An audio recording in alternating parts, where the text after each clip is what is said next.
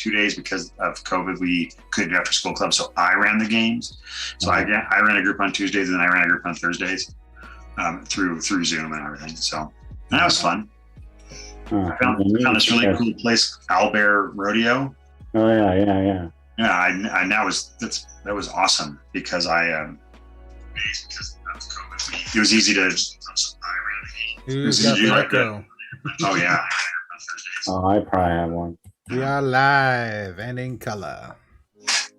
Sound looks good. Things look stable. Stable? Who needs stability? Huh? Stability's overrated. Stable.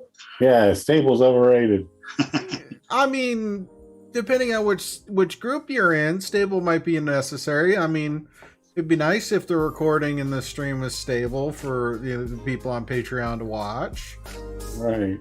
So, I mean, it's small things. I mean, it is December. I mean, we're getting ready for our holidays. I took some time today to revamp the theme for the overlays for the show to have some little Christmassy bits or holiday bits. So, well, it's the little things. Very nice. Right. So, but here we are, another episode or session for the Feywild Venture, which is streamed exclusively for those on Patreons who are Patreon supporters. Thank you for your support. Here's a nice little thing for you. Kind of a more laid back and relaxed game than the last couple we've done.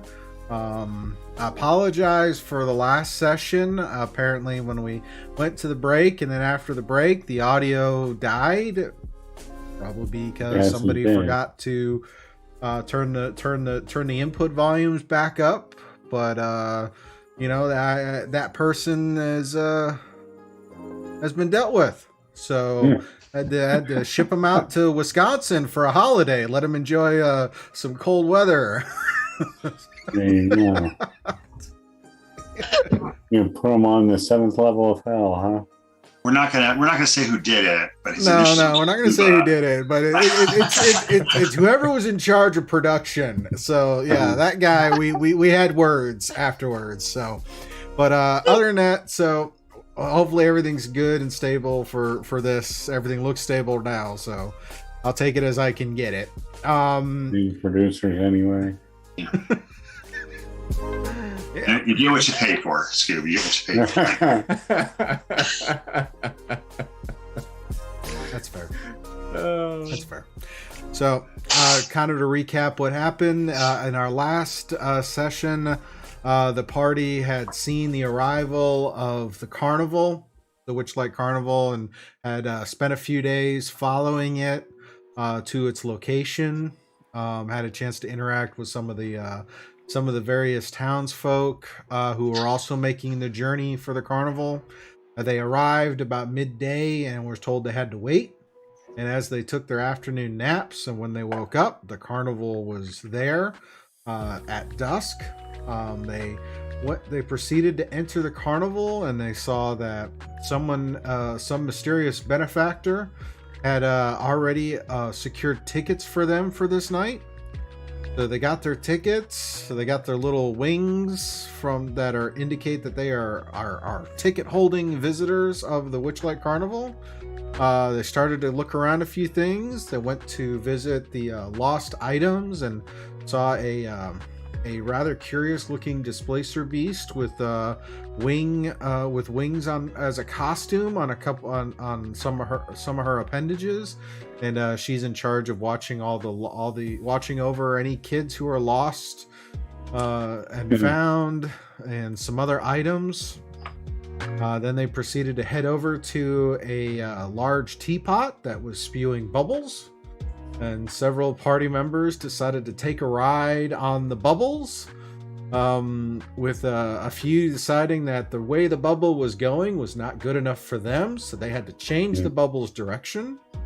And in doing so, wound up in the Pixie Kingdom, and then proceeded to participate in the Pixie Kingdom's festivities, taking a potion to shrink them down to pixie size, adopt a pixie name, and then go and partake in a miniaturized version of the carnival. At that moment, Terry, Nat, Felonia, and You did Turkar. it. You got it right. You had to say something. Now I'm gonna screw it up for the rest of the session. I can totally see what it is. I'm so proud of you. Worked on that all 2 weeks. And Torkir are all in the Pixie Kingdom, socializing with the Pixies and playing games. They're getting ready to play a game of hide and seek. Outside of the Pixie Kingdom, Gwen and Dalen are going about some of the various stands. Gwen got herself a rather enormous fried Twinkie type of carnival snack, and she has been devouring it with some enthusiasm, and it's only a matter of time before the sweet and sugary taste wreaks havoc on her inhibitions. So we're not sure, but gonna see how that goes. So I'm gonna go ahead and switch our sound to our carnival sounds via Syrinscape. So quick shout out to Syrinscape for background music and soundboards. We are utilizing the Beyond the Witchlight sound set that they have so nicely put up into their library. It's got some interesting elements. So check out Syrinscape.com for more. And don't really have any other announcements right now. So is there anything I missed from the recap? Yeah. I can't think of anything. Lots of shenanigans in the Pixie Kingdom. I think that's pretty much it. Okay. You can hide behind blades of grass now. Being pixie size. Mm-hmm. I guess So we should share our pixie names. Should we change our names to our pixie names?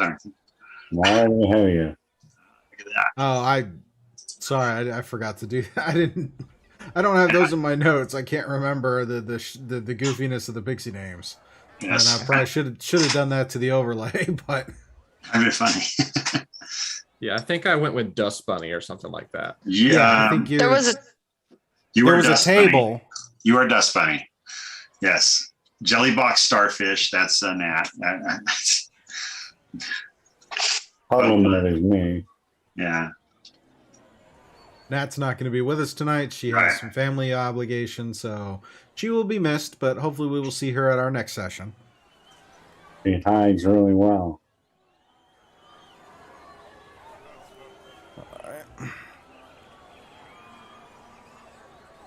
So if that's it, I guess we'll start with Inside the Pixie Kingdom with the 4 party members who are wandering about, getting ready to start a game of hide and seek with the Pixies. Okay, now. So, Just so people can remember, it's a corpse of oak tree shelters a miniaturized fairground. At its heart, a hamster runs inside a tiny Ferris wheel, encircled by minuscule wagons and candy stalls.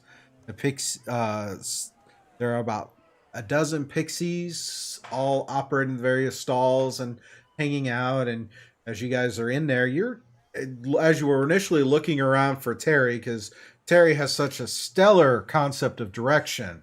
You were trying to find him, and while you were going about, the pixies were bombarding you with questions about where you're from, why do you look the way you do, what do you think of the carnival? Just naturally inquisitive with little to no filter on the questions, but you get the sense that none of the questions they're asking are malicious. It's just kind of like those. It's kind of like small children when they just ask questions with no filter or no consideration, but all in good fun. And we're playing hide and seek with Honeymit and Starbug, I think. My notes are. You're about to play hide and seek. Yeah. All right. Starbuck? Yeah, that's what I have written down in my notes. I have no idea. So, Huh. Honeymit and Starbug. So, Oh, Starbuck. yeah. I thought it was Battlestar Galactica. That'd be Apollo and Starbug. Yeah. Yeah, the Honey Mitt and Starbug. Honey Mitt is the supervisor of the game. Starbug is going to be the seeker. Oh, okay. Okay. So that's how we play the game. Somebody's the seeker. Yeah, you And the rest guys of are us going to be hide. hiding within All the right. Pixie Kingdom. All right. So 1, 2, 3, go.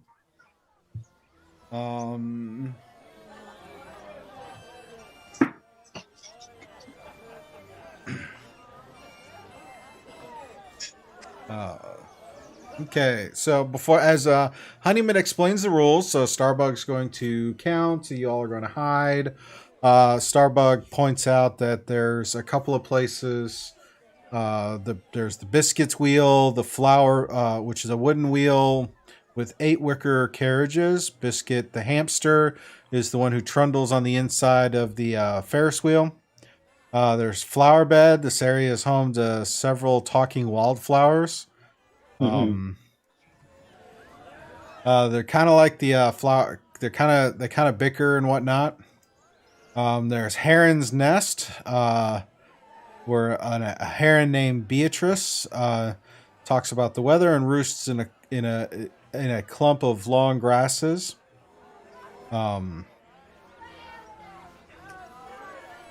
So those are a couple of hiding spots. Plus, there's other spots around the Pixie Kingdom.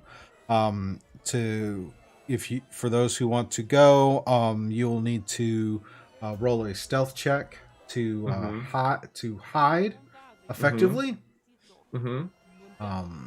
So as Starbug readies himself to start counting, you all get the indication from Honeymit to scatter. So roll a stealth check real quick, and then I'll go around and you can tell me where you choose to hide. Okay. So, we'll start with Terry. Question. Answer. Boots of false tracks.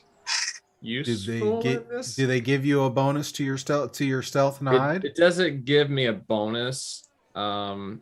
It just says while wearing the boots, you can choose to have them leave tracks like those of another kind of human. Oh, I guess it doesn't mislead tracks. It's just a different human. Yeah, so it would be a different type of tracks. Like if Yeah. it's okay, I'm a humanoid and I'm walking, but I want my tracks to look like a feline. Yeah. So I will just for flavor, I'm going to make my tracks I guess are Kenku humanoid ish. Kenku are a humanoid, but they still have bird feet. Yeah. So would it be able to do that? Yeah. Okay. The tracks that would leave would look like the 3-toed tracks of a Kenku not wearing shoes. Yep. That's the tracks I'm leaving. And okay. All right. I'm going to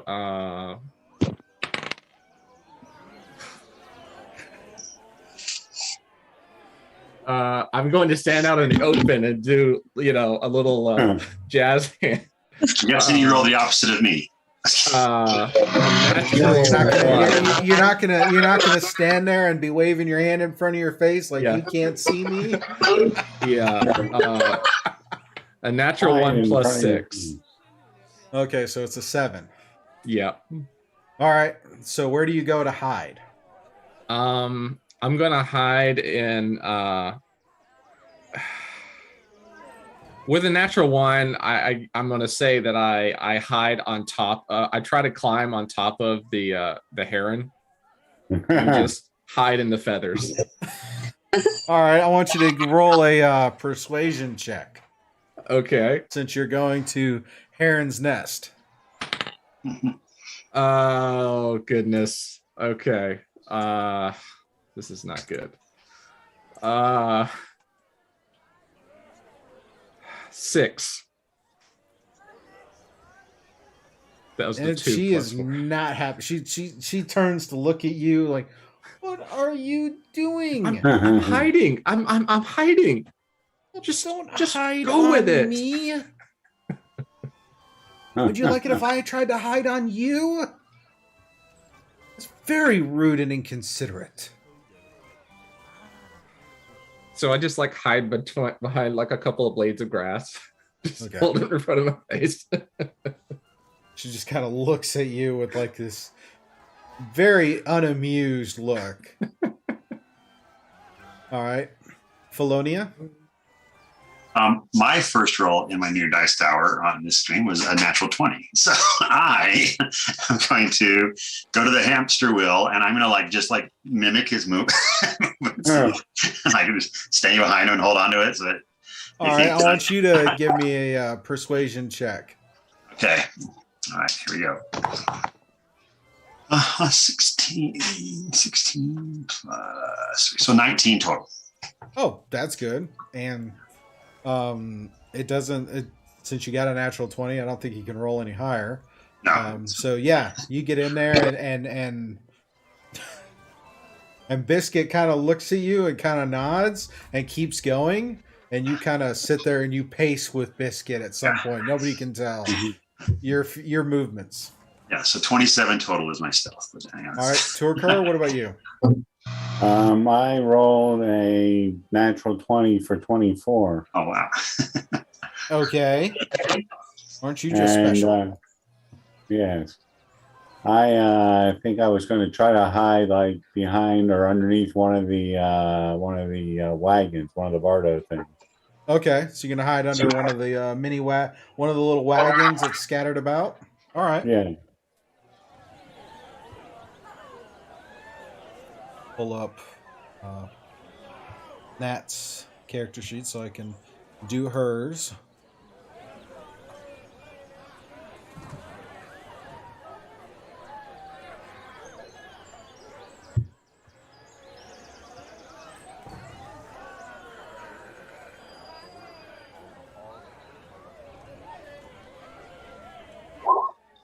Okay, Nat got a 16. And she is going to...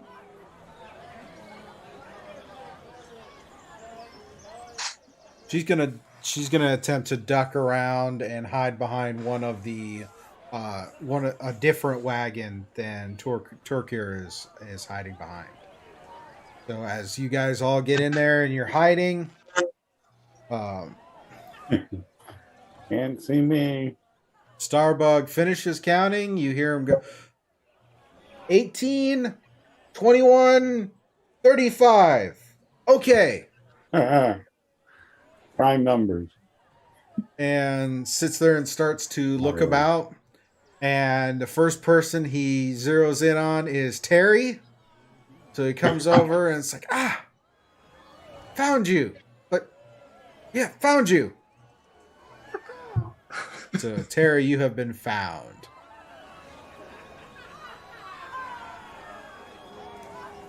Okay. You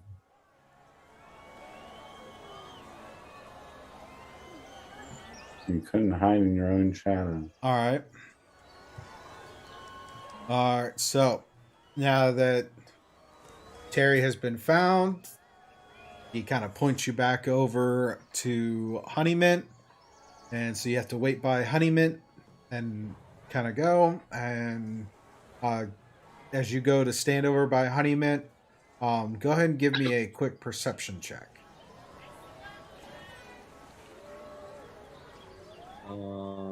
15. 15. Okay. As you stand by Honeymint, and you have your boots of false tracks leaving Kenku tracks. You hear a couple of fairies who see the tracks and all of a sudden start darting their eyes about like they're searching for someone. Are they do they appear to be like hunting or just like Give me an insight check. All right, roll high. Big money, no whammies. It's not bad. 18. They appear to be searching, like Okay. they're trying to locate the source of the tracks. Okay. They haven't quite figured out that you're the one who left them, but they see Yeah. the tracks, and they all of a sudden now they're looking like they're actively searching for somebody. Mm-hmm. Are these two involved with the game, or they're? No, they're just bystanders. Oh, okay. So, next round, Bologna, Turkir, and Nat would have to roll stealth checks again to maintain their hiding spots from Starbug.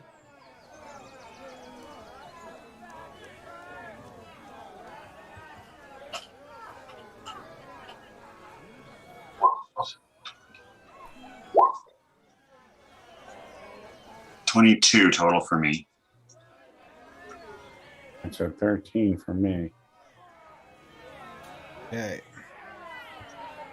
Now, are you staying in your same hiding spots, or do you think to try and move?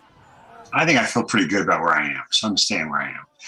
I'm gonna Felonia, because you are hiding there with the hamster, and you succeeded your persuasion, you get advantage, so you get to roll again. Oh, okay. That's better by 2. So that's 24.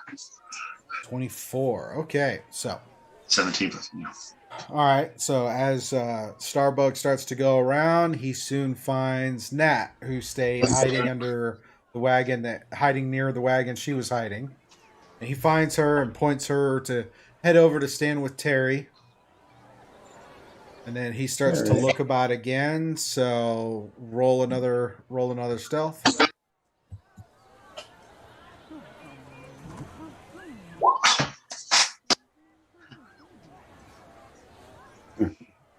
All right, Felonia. That's 27. Another. Wow. So Starbug is looking about, and he passes you kind of looking over the hamster ever so slightly. You see him pass back and forth, and he's checking wagons. And after what seems like a while, he finally finds Turkar under the wagon. And it's like, that's a really good hiding spot. How do you blend into the shadows like that? It's my natural skin colors for the swamp. That's the and longest anyone dusty stayed in light. from me. Yes, But- I tried. I found you. Yes, you did. Shall we go back and look for others? Yeah, I think there's only one left. All right, Yeah. one more time. I'm going to try to sneak up behind him when he's looking and see if I can tap him on his shoulder. All right, roll your next stealth check. See how you do. Dang it. So 13 plus 7, 20. All right.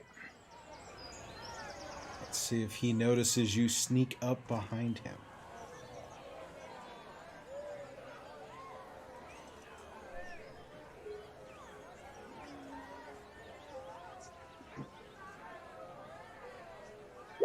Nope, he doesn't notice. So as he's looking about, you come up and you tap on his shoulder, and he jumps. And it was like, I say boo. and of course, y'all are watching this as he's sitting there, and even Honey, and of course, Honey doesn't say anything because he doesn't want to interfere with the game. But as soon as Felonia sits there, taps him and says boo, and he jumps, Honey just doubles over in laughter, and several of the other pixies around just start laughing as well. So, yay! Felonia wins the hide and seek game. Yes, I like this game. It's funny. So while you guys are doing that took about 30, 40 minutes of searching for that game to process. I think we start growing pretty soon, right? It was an hour, right? That's what we had? Yeah, the potion doesn't last very long, so you've only got a few minutes before the potion starts wearing off. In fact, Yeah, because we had looked for him before, so I think we only have, I think actually it was 15 minutes before, so. Oh well. Either way, we'll say for brevity that there's enough time for the game to go on. You've come to find him, but you're starting to feel the effects. In fact, as you look about, you notice that you're starting to grow, but it's kind of incrementally.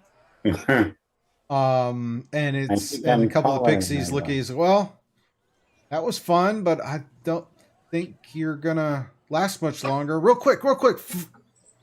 Felonia, yeah, you. Since you won the game, here's a packet. Here's your prize. And he hands you a packet of pixie dust. Oh, awesome. So, and then they kind of usher you out so that as you're getting larger, you don't inadvertently destroy the pixie kingdom. I ask if it will grow with me. Yes, it'll grow with you. Oh, awesome. I say, thank you very much. I give a nice bow as I'm growing. Yeah. So you guys all step out of the kingdom and you come up to your full height, and then you go to look about. And while you were playing the game, Dylan and Gwen were checking out the various tents and snacks and stuff. And by now, Gwen would have finished her fried Twinkie carnival snack. And what else are you two doing while the rest of the group was playing with pixies?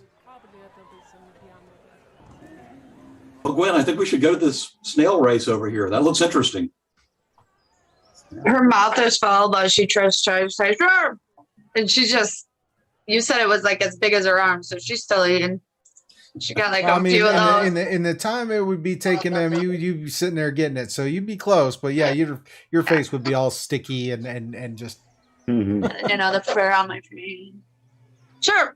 And she'll just follow Dylan and just keep eating. All right, so you guys head over. There's grandstands next to this race course are filled with cheering fairgoers, ringing bells, swinging rattles, and waving flags. On the starting line, 8 giant snails are having their shelves scrubbed by pixies. Above the circular course, a wooden gantry hangs from the branches of a central tree, where 2 goblins officiate the proceedings.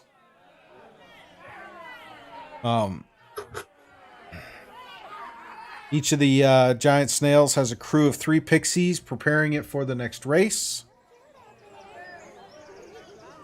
You can participate as a snail jockey for 1 punch on your ticket. Or you can watch in the bandstands as they gear up. So what is it you choose to do? Snail racing sounds like it'd be an interesting thing.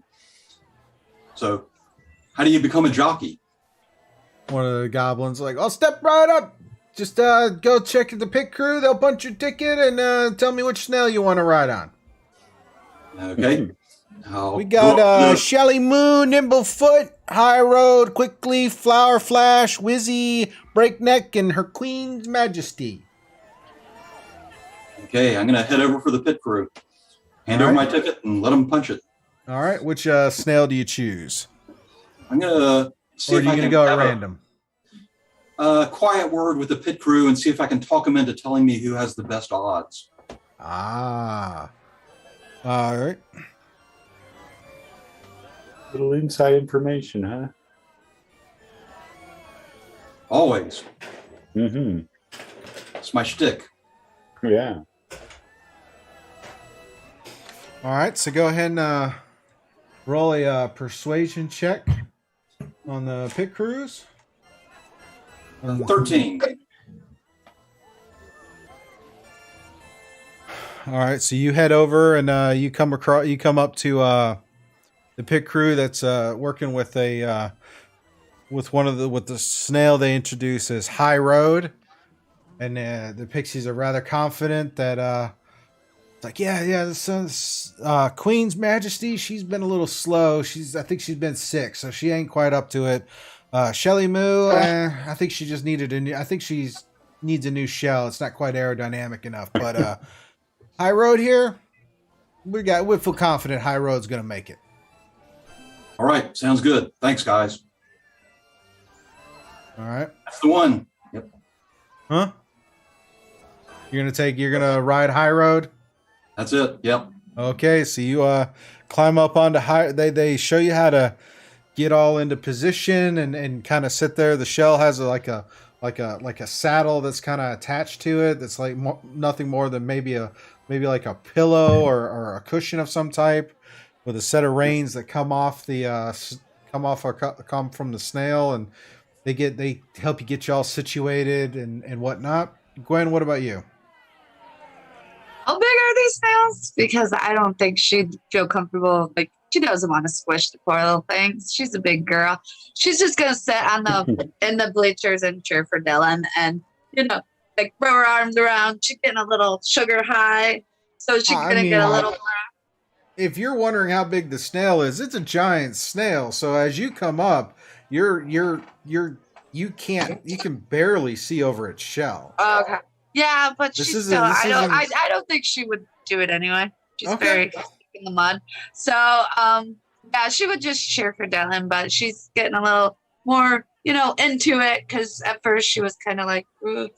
So she'll be cheering, throwing her hands up, food going everywhere next to her, the food she's still got in her hands. So she'll just cheer for it. Sounds good. All right. So you go head up into the bleachers. Dylan, you're getting up on the race. All right. So for the way the race is going to work, it's going to be a couple of rounds to get around the track. At each round, you're going to have to roll a animal handling check to see how well you are at controlling the snail. But as you're getting ready for the race, this is about the time the rest of the crew is coming out of the pixie kingdom. And as they come out, the four of you are looking to see, and you see across the way looks like a racetrack with these bleachers, and looks like they're gearing up, getting ready for the race. Can we see Gwen? Oh, I'm sure you'll hear her yelling at Dylan. Go Dylan! Yeah! Roll a perception check. All right. How far away you are, but he's yelling pretty loud. 23 for Dust Bunny. Dirty 20 for me. Dirty 20, Felonia? Yeah. You're muted. You're muted. Mine was only a 14. All right, so as you guys are kind of looking and seeing, Terry, you see Gwen taking a spot in the bleachers and cheering. She's standing next to some other patrons, all with their little wings. There's like an orc and a bugbear. There's several humans, a Goliath, all getting ready and waving their flags. And as you scan, you see Dylan is inspecting and talking with the pit crew, and about to climbing up onto one of the snails and kind of getting situated while the rest of them are going. So, come on, guys, let's go. All right, I run and follow. Yeah. All right. So you guys come into the gate, one of the goblins standing there says, like, all right, race is about to start. If you want to race, punch your ticket, head on over, pick a snail. If not, head on to the bleachers. We want to get this race started here real soon. Oh, I think I want to race. Yes. I know something about animals. I'm an animal when it comes to running, so yes, I will join. Okay, all right. I'll punch your tickets. Click, click, click, click. He punches Turkar's and Terry's tickets, and Nat's ticket too. And the three of you all head out. I go and I think I'll go watch this one. I'm gonna get some popcorn. I go get some popcorn and sit down and watch the race. So Terry, Nat, and Turkar gonna roll a D8. Roll a D8. Okay. Oh yeah, do we get to choose our snail? Or you're doing it by random? 8 for Terry. All right, Terry got an 8. Mine's You a head 6. on it. As you kind of head over, you end up eyeing Queen's Majesty. Yes. And head over, and the pixies kind of introduce you and kind of get you situated. And they give you their pep talk on who they think's gonna win. Carl, what about you? I got a 6. You got 6. So you head on over to Wizzy, who's one snail over from Queen's Majesty, and a couple and a couple to the. It's like one to the left of Queen's Majesty and two to the right of where you see Dylan getting settled into his mount. Nat heads over to the Nimblefoot, which is on the opposite side of Dylan, and she climbs up and kind of gets situated. And then there's some other guests. They take the other two. So Come on, Wissy, we can beat them.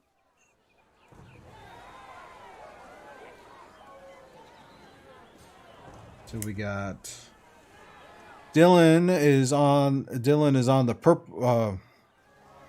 purple team for High Road.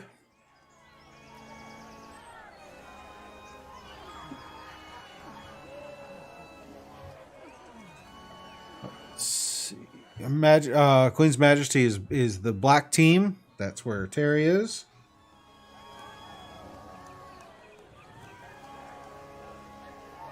Nimblefoot is the blue team for Nat.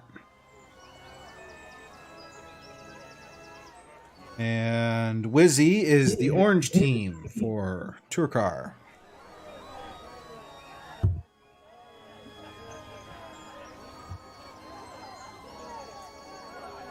That means I have the other. That means the other ones. So.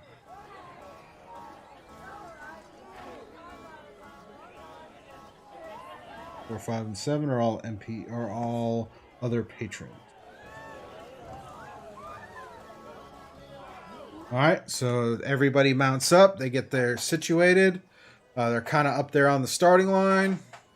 The goblins in the gantry over top are getting ready, and the hush falls over as as you feel the anticipation of the race getting started. And one of the goblins up there sits there and pulls out a flag and starts to wave the flag, indicating the start of the race. And as you guys are sitting there, all of a sudden these snails lurch forward, and you just totally shocked by how it's like a snail. It's supposed to be slow. It's like, nope, these things just book it right off the line. Even in the bleachers, Felonia and Gwen are like shocked at seeing these snails just tear off and start wrapping around the course. So now I need you guys to make animal handling checks. Animal handling. Is there anybody that I can take a bet with? There's some people in there. It's like there's a couple people there. It's like they're all talking about the various colors and who they think's going to win. What's your bet? What team's Dylan on again? Dylan's on the purple team. And then Dust Bunny was on which one? Dust Bunny is on the black team. Okay. And then orange was Turkar, right? Yep, okay. Orange is Turkar, Nat's blue. All right, that's blue. Okay. So I'm going to take a vote. I'm going to go with blue. All right, you think blue's going to win? Yeah. All right. So you place a bet on blue? Yeah. Okay. Gwen, I'm always put on black. I forgot about that. That's roulette. Gwen, are you gonna? Gwen's gonna get in on this. She's gonna bet on orange. All right, Gwen's betting on orange. Woohoo. Okay. Better win. No worries. We got this under control. I ate my fish eyes for breakfast. Of course. All I'm gonna say is eat my dust. Okay, Dust Bunny.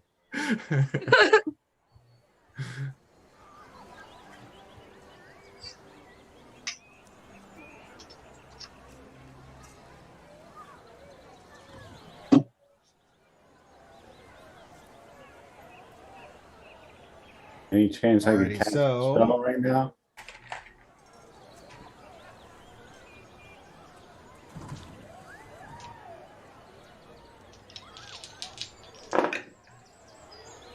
There's my 4 animal handling checks for them, and now for Nat.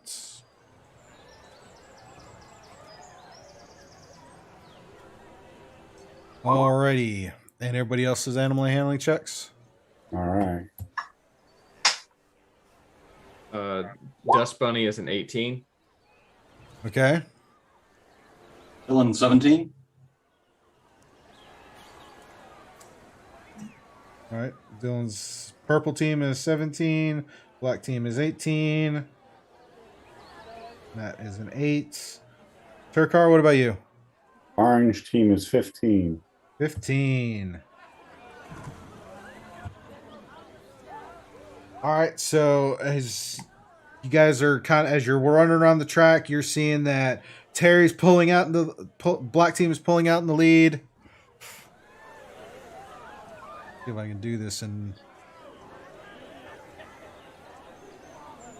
so we got Queen's Majesty out in the front, followed closely behind by High Road, with Nimblefoot with Wizzy bringing in a close third, leading the rest of the pack is all spread out with blue team, and then is neck and neck with pink team, and the rest are in the rear. That's coming around for the next turn. So animal handling checks again.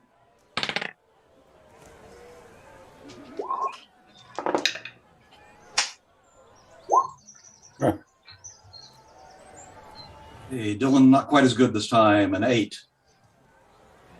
Dust Bunny 15. Puddle Mud on orange is 15 too. All right, purple, you got what this time? 8? 8, yeah. All right, black team. 15.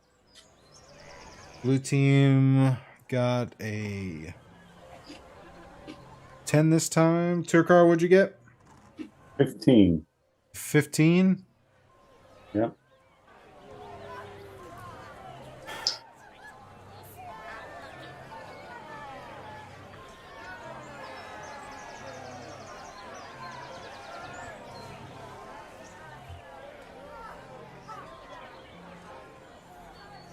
Alrighty, so pulling it, so purple falls back quite a little bit. He's passed up by the Terry still is maintaining the lead, but he is fighting for it with orange. Blue has made it up a little bit, but pink. The rest of them are bringing up the pack. So now, not quite at the end of the pack, but second to last is purple. One right behind. Next round, go. Ooh. How close are we to the end? It's going to be 6 rounds to go to do a lap. Okay. I'm uninspired. So black team is 10. Black is 10.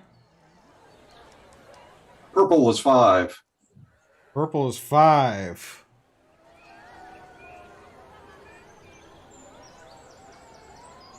Orange? Orange is 14. 14. And blue is 14.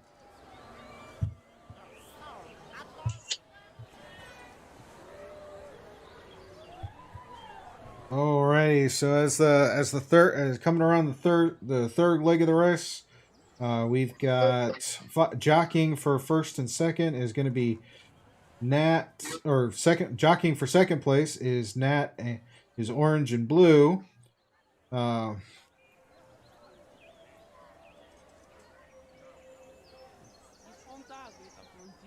with green pulling out in front, and pink right there with blue and orange. Trailing the pack is purple, yellow, and red. Okay, next round, go. For the next round, can I cast a spell? What would you like to try cast? Animal, speak with animals. Okay. All right, I'll cast it and basically tell my snail that there's good flowers ahead for eating. Go faster, fast as you can. Fly like the wind, my rapid snail. Go ahead and roll a persuasion check. Persuade. Okay. It's a 19 for persuasion. 19. Okay, that gives you advantage on your animal handling. So. All right.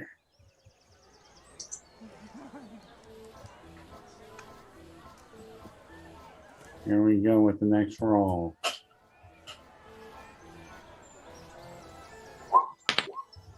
All right. Ooh, good roll. Yeah. All right. So, purple team, what'd you get?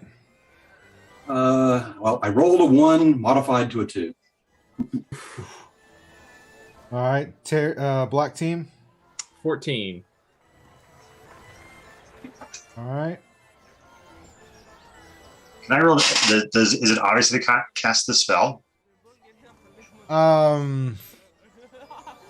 Roll a perception check.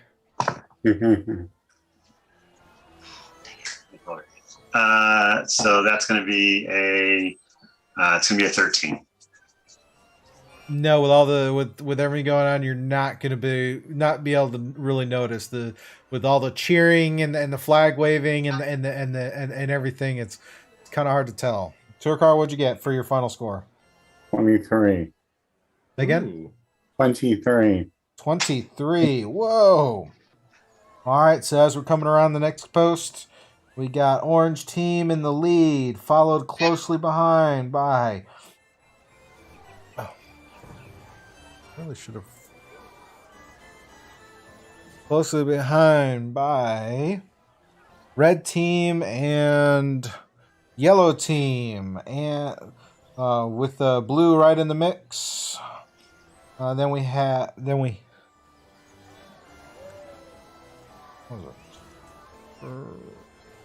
green with the rear purple and pink bringing up the rear. All right, next round.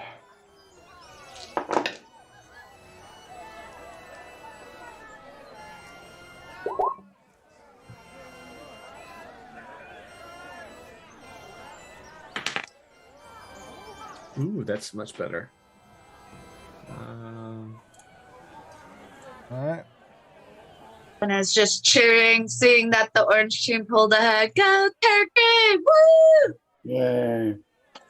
Do I get an advantage again since the spell lasts for 10 minutes? That way you persuaded him for that round. You'd have to try to encourage him again for another round. All right. Those flowers are going to be there for you, buddy. Ooze like you never oozed before. 21. All right, go and roll your persuasion. 21 for persuasion. Alrighty, so yeah, that would give you advantage for another round. Dylan, what'd you get for yours this round? Still uninspired, an 8. Alrighty. Terry. 22. Nice. Turkar, what about you? 22 also.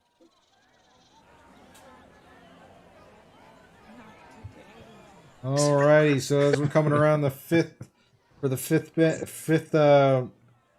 marker, we have Terry and black and orange neck and neck for the lead, followed by the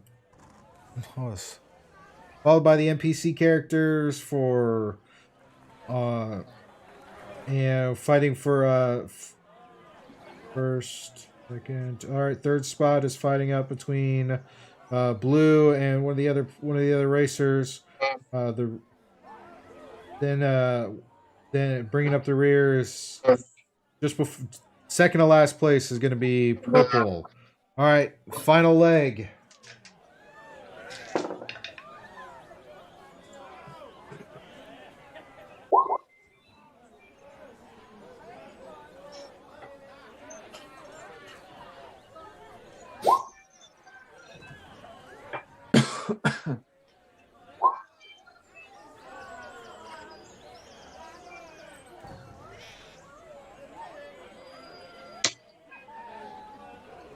Alrighty, Dylan, what'd you get?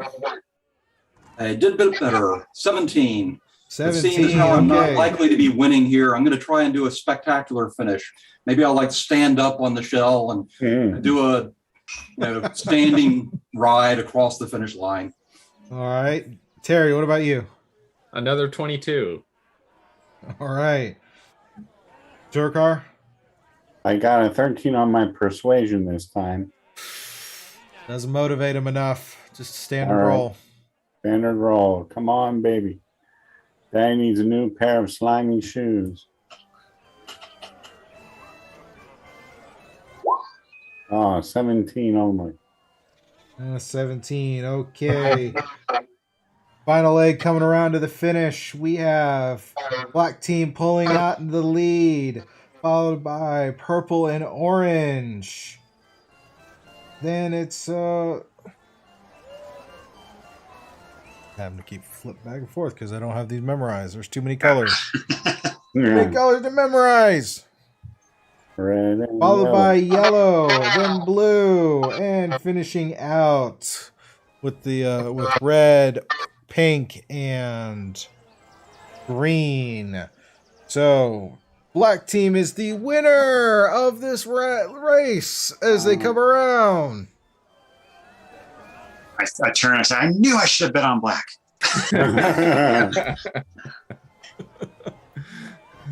I pet my snail and say, "You did a good job, Wizzy.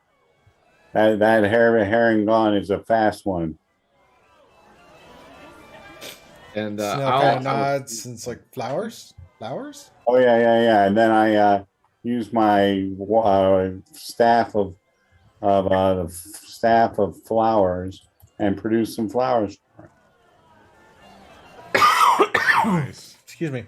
All right, so you make a pile of flowers, and the snail, as the snail's sitting there, the pit crew's like, it's not feeding time, and the snail's just sitting there eating the flowers.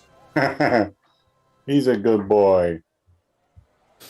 I'll dismount the snail and I'll just say, "Don't you listen to them? Don't you listen to them? You still got it." Yeah, Queens. I call over to the other guys and say, "Wow, guys, this carnival's way more fun when you have tickets." Yeah. Especially when you're not. So Terry, as you climb down,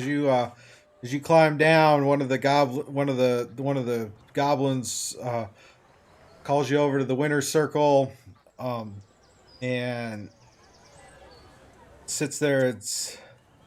And hands you a potion. And it's like, there's your prize for winning. Pretty. What is it? I guess it's a luck potion. I don't know. They just brew it up. People drink it.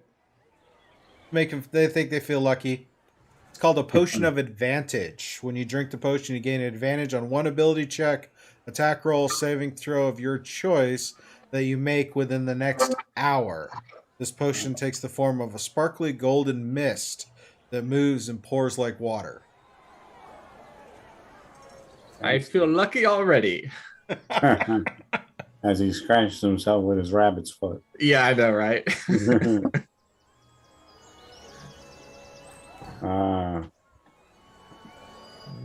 see. Oh, Gwen, sorry we didn't win for you, but It was a good race. The slithering, slimy snails slid speedily.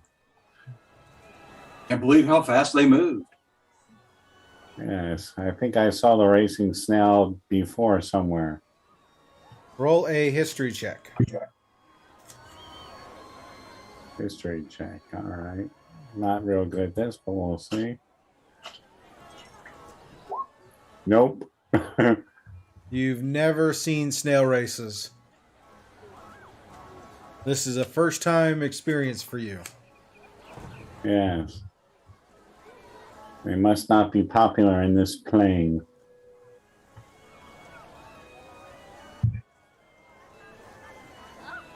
So as the race as it winds down and you guys all reconvene just outside the snail races, looking about the map, what do you choose to do next? Do they have a program in the big top? That'll start soon.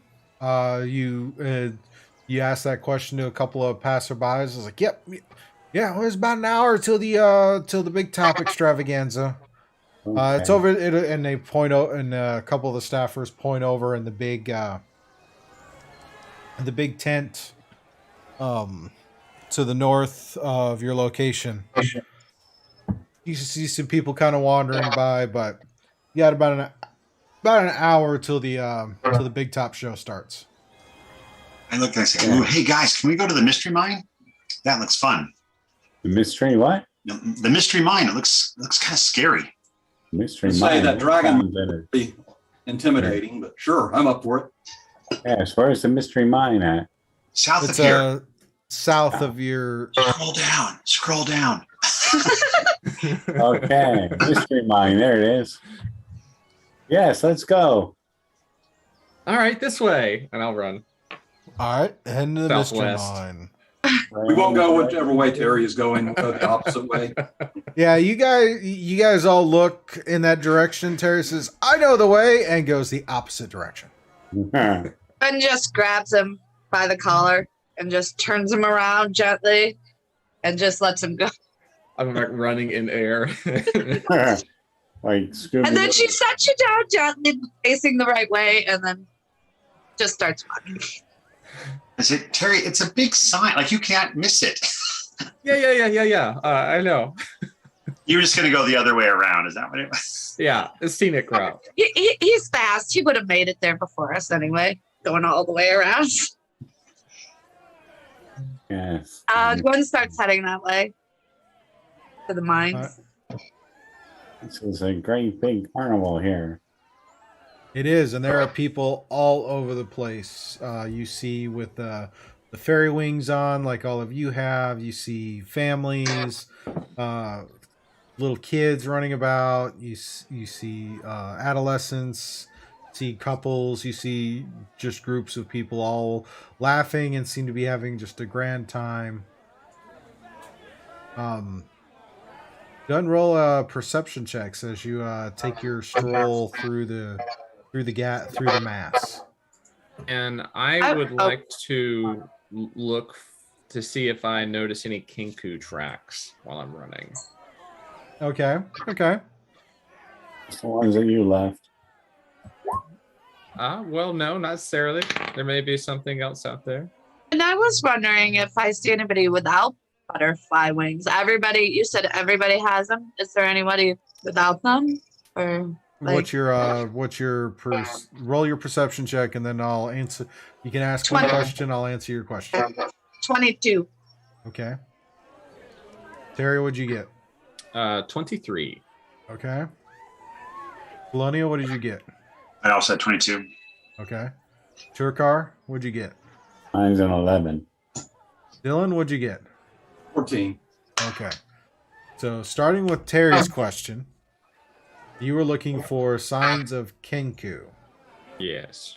You don't necessarily see any tracks. Oh, let me just double check. You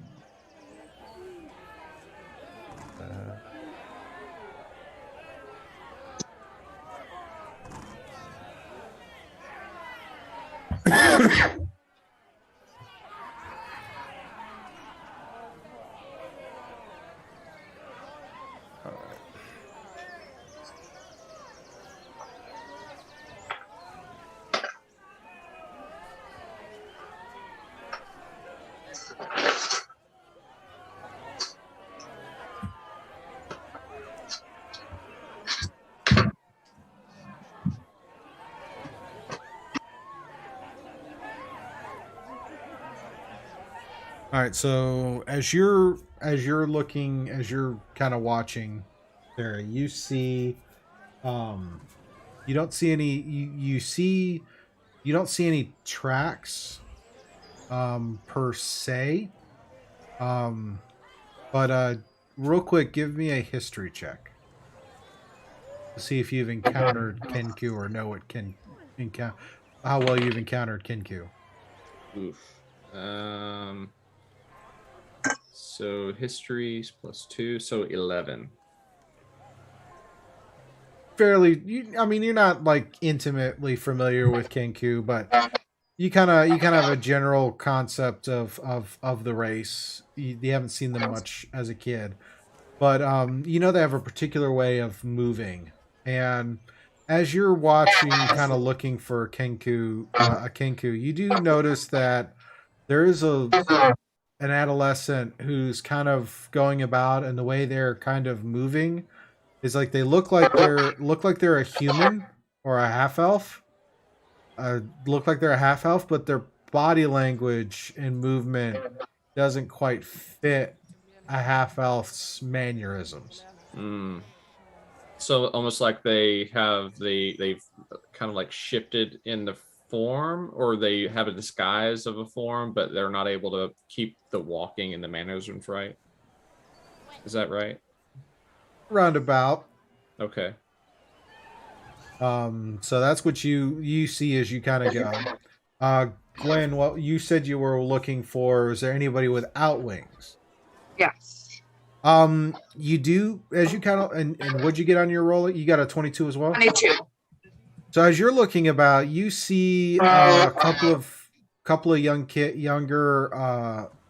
younger kids running about, but you notice they don't have wings.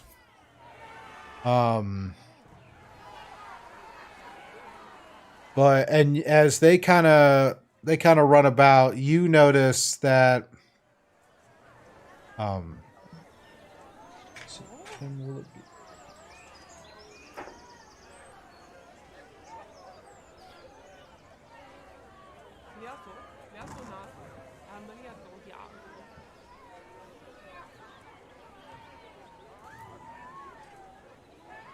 you see as you see a couple of the kids running around, but you also see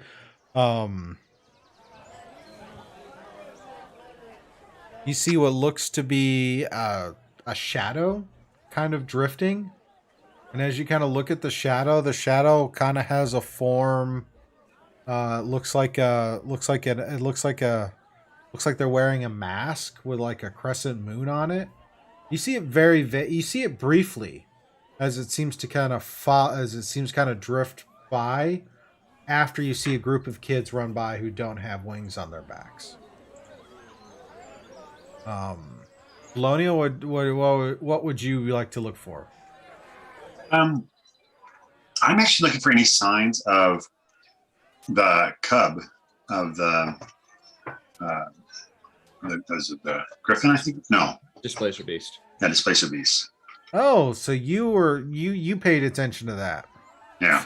You don't see any small animals running about. So you don't see any lost cubs kind of wandering about the carnival.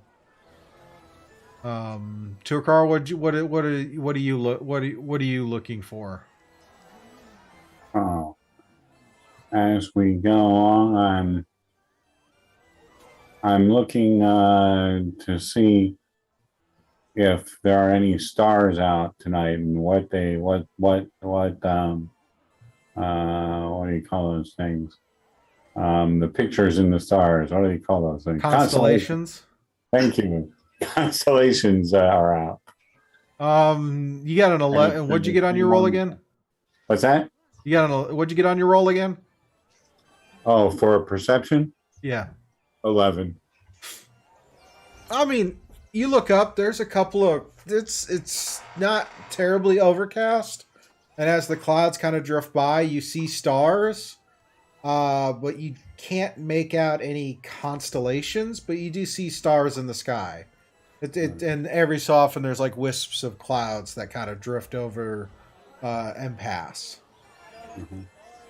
I mean, the same position. Dylan, what about you? I rolled a 14, and about the only things that I'd be thinking about other than enjoying what's going on is just trying to figure out why or what happened that we lost what we lost when we were here before. Just looking for any clues on that. So, roll a history check for me, roll. And now that you're in the carnival and whatnot, as you're dwelling on this, go ahead and roll it with advantage. right. 17. Okay. So as you're pondering this and walking and listening to the sounds, smelling the smells and then listen to the sounds and the colors, you get a vague recollection of when you were a youth running through the carnival, but you remember you didn't have the wings on your back. So it's a very vague recollection, and you remember running through You remember running through the carnival, but you also knew you were being cautious because you didn't have any of the little fairy wings that you see the other patrons who have tickets, and even when you put yours on, you kind of are like, I don't remember wearing these last time. It's very vague. Can't quite put your finger on it. Yeah, I'm probably going to mention that to the other three that were with me on that previous adventure and say, hey guys, I wonder if the fact that we didn't have the wings is how we got caught last time. You know, we were coming in here and the Barker was telling us there at the Calliope that we had to have wings and we had to go back and grab them. You know, maybe that's how they found us. Indeed. Seems obvious. Yep. You're muted, Gwen. And Gwen just heard that too, right? Because she's just y'all are in a group and kind of wandering. She was just watching those kids go by, and I'm like, I think you might be onto something, because did you guys just see those kids? They didn't have wings, and something's following them, like a shadow with a mask, crescent moon mask. You guys didn't see that? No, I didn't see it. Oh, I missed it. You might be onto something with your guess about the wings. We still all have our wings, right? I just make sure my wings are secure. My green and brown wings are still on. Yes, they are. Okay, so Gwen thinks maybe it was just a trick of her eyes because nobody else saw it, but she'll continue to follow them. But she really wants to follow those kids, but now it's like maybe it was just me. Maybe it was the sugar, too much sugar. So she'll follow everybody else too. Yeah, it's working out real well for your being like darting in eyes all over the place trying to see stuff. Sugar high. He's not used to sugar. Processed sugar, I should say. None of us are. when we finish this ride, maybe we should keep our eyes over open. to the mystery mine. Mystery mine. And this is where we're going to take a quick break to stretch and all of that. So about 15 minutes, and then we'll come back and see what the mystery mine has for us. All right. Right. Become inspired by Syrinscape Online Player's massive sound library and weave your tabletop legends by building custom sound sets that bring your immersive world to life. Simply download the app to access the entire Syrinscape archive anytime you need epic sounds. The online player works perfectly alongside any virtual tabletop to bring your players together no matter where they are in the world. Broadcast your custom sound sets in real time with flawless audio quality to give them a game they'll never forget. Get the Syrinscape Online Player today at Syrinscape.com.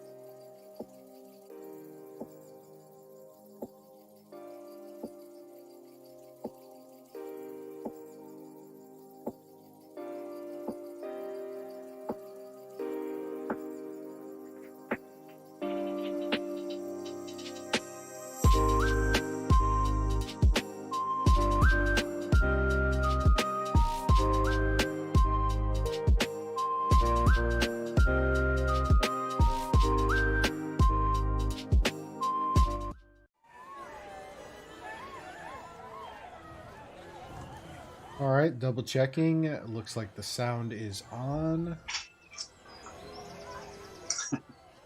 Yep, there is sound. See the little lines bouncing. So hey, we came back to the break and we still have sound. So yay! The production guy lives to fight another day. I know. Well, shipping them out to Wisconsin for a holiday and everything. Put them back on the right track. 100% improvement. 100% improvement. There we go. All righty. All right. So you guys were heading over to the mystery mine. Oh, and real quick, because I wanted to show this. For those watching and want to watch later, it's like I picked up a image for the Witchlight Carnival. It's from over there at James RPG Art. If you're not familiar with him, he does artwork for he has a Patreon. He does artwork, does a still graphic and a motion graphic, and he has done a couple for Beyond the Witchlight. He has a very beautiful image, which we're seeing on the screen right now for the stream, that is of the carnival. Little fireflies floating about. Unfortunately, the mystery mine is not in this particular image, but just so people wanted to get an idea of what a nice interpretation of what the carnival looks like. Very nice. That being said, so you guys are heading over to the mystery mine.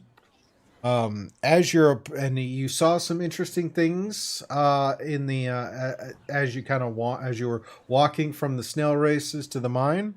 As you approach the mine, you see propelled by magic mine carts laden with fairgoers trundle into an opening carved like a dragon's mouth. The carts reappear moments later on the far side of the attraction, with the passengers expressing a mixture of bewilderment, fear, and excitement. Near the entrance, you see a male dwarf dressed as a wizard and shouts, "Unlock the mysteries of your mind in the mystery mine." He has bushy eyebrows, wears a pointy hat, and holds a large clockwork contraption shaped like a giant eye. So, are you a wizard who sees all? I may not, but my eye does. Would you care to stare and look into the eye, and see the secrets of your mind? Yes, of course. There are no secrets in my mind, though. You'll never know. Okay. Let me try. All right. So you stare into the eye. I would like you to add it. Okay. I would like you to send me a private message in the Zoom chat with the creature your character fears most. Creature. Character fears most. Okay. Hold on. Where are you? There you are, Steve. Okay. Character my creature my character fears most. Yep, and send it to me as a private message in the Zoom chat. All right. Think about this. As you walk up and you stare into this all-seeing eye that the dwarf is holding, you gaze into it. Not quite sure what you're looking for. But yes. Let me think a second. Okay. What about the rest of you? What about the rest of you lads and lassies? You care to stare into the all-seeing eye? I'm paying attention to the wearied patrons that are coming out the other side. Some of them look like I said, it's a mixture of bewilderment, fear, and excitement. Like this was this was really fun and really kind of intense, but nobody seems really the worse for wear as they disembark and the next group starts to load up. I don't think I want to look into your eye. Okay. Thank you. My for mysteries the are my option. own. Yes. Say again, Yeah. Dylan. Said my mysteries are my own to keep. Their kid's eyes are. Yes, Terry, I'm gonna start doing some like head counts on the cars before they disappear into the dragon's head, and see if it's the same people and same counts coming out. Okay, roll an investigation. It might be body snatchers. Third eyes are not very expressive. They're kind of lizard-like, of course. Okay. Apparently very distracted with a 7. You got my answer, Steve? Yeah, I see it. Felonia, Gwen? I am not looking in his eyes. I'm not looking in his eye, but I'm looking at her just to see what happens. Turkar looks in the eye and after a moment turns away and kind of shrugs. You see, you thought there was a little inside the eye. You thought you saw like a little bit of a mirror, and you kind of looked back at yourself, but that was about it. Yes, nothing too much. Seemed very safe to you. It's no problem. Dylan, what'd you get for your investigation? A 7. I'm distracted by the carnival. Yep. You kind of, it's like 1, 2, 3, 4, 5, 6, 7, 8. Is it that the same car? So, is the exit of the ride or whatever it is it near the entrance? it's like you see, it's like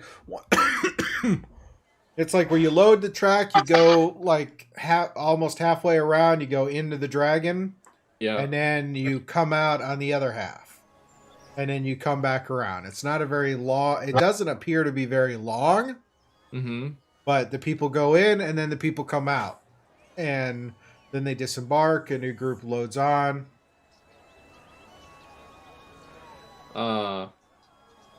If any of the scared looking ones are passing by this way, I would kind of ask them what they're so scared of. If they come by this way. If not, then I'll just let it go. The ones that are kind of that seemed a little frightened when they get off, they seem a little rattled, but after a moment it's kind of that it's kind of like they saw stuff in there and it was just really exhilarating.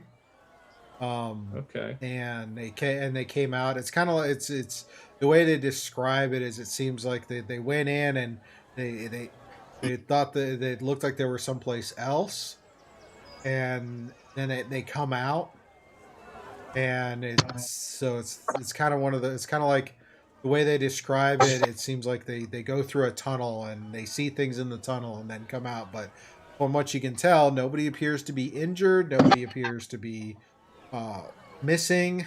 It seems like you have that mixture of people that are excited, people are a little freaked out, and the carts just kind of keep going in a fairly routine manner.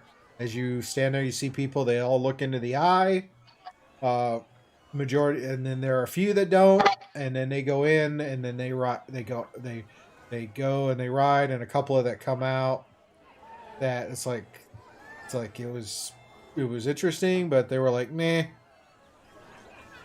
And yeah, so I'll just hold my ticket out and say, you'll take the ride. I'll take the ride. Okay, so little goblin stands there with the dwarf and punches your ticket, and the dwarf's like, "You gotta look at the eye before you go to see it sees everything." Hey, Dylan will join him. I don't really. I'll go too. Yeah, I don't really want to look at the eye. Okay, It's creepy. so You know what? keep track. So you'll punch, and Dylan will punch. So Terry, Gwen, Dylan. I'm going to. What about you? And you know what? She will look at the eye, actually. All right. She's wondering. I So mean, you go and you look in the eye, and I want you to send me a private message with the item with the creature your character is most scared of. Turkar, are you going to take the ride, or are you going to stand out? I'm going to take the ride. All right, so a punch on your ticket as well. Dylan, you said you were going to ride. Are you going to look into the eye that the dwarf is holding? Nope, my mysteries are my own. Okay. Polonio, what about you? Yeah, I'm going to go on the ride, of course, but I'm not going to look in the eye. I already have too many things that I'm trying to figure out, so I don't need anything else in there. All right. Nat sits there and says, I'm not going to do this one. I'm just going to hang out here. Okay. Hopefully we'll make it back. All right. So the next cart comes up, and the five of you climb inside. And then as it starts to go,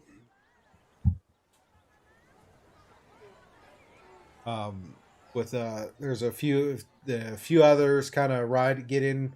There's a couple extra spots, so just like any other amusement park, they fill the car with you. So there's total of 8 of you in there. So there was only a group of 3 that kind of climb in with you.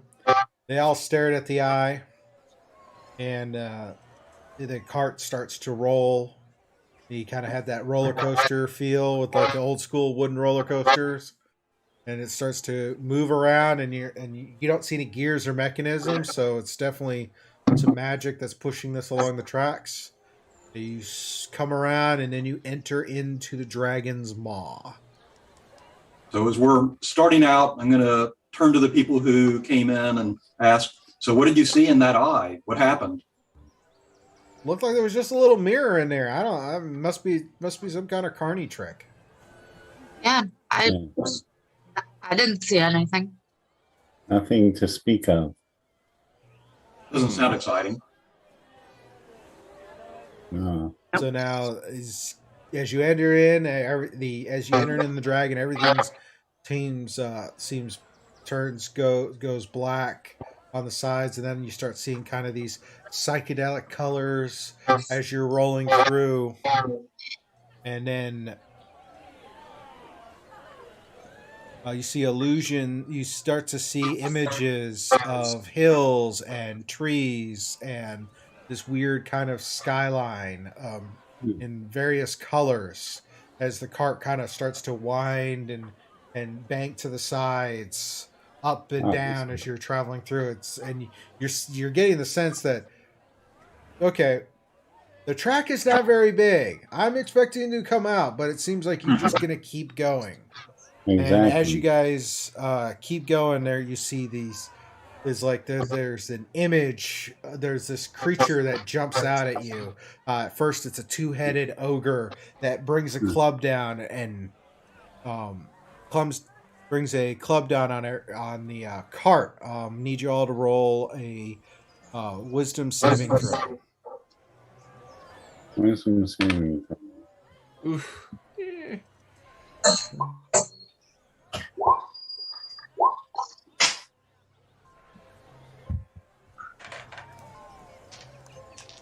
Is it a magical effect? Possibly. You have advantage on saving throws against magical effects. You would roll the advantage. Oh, thank goodness, because I not roll well the first time.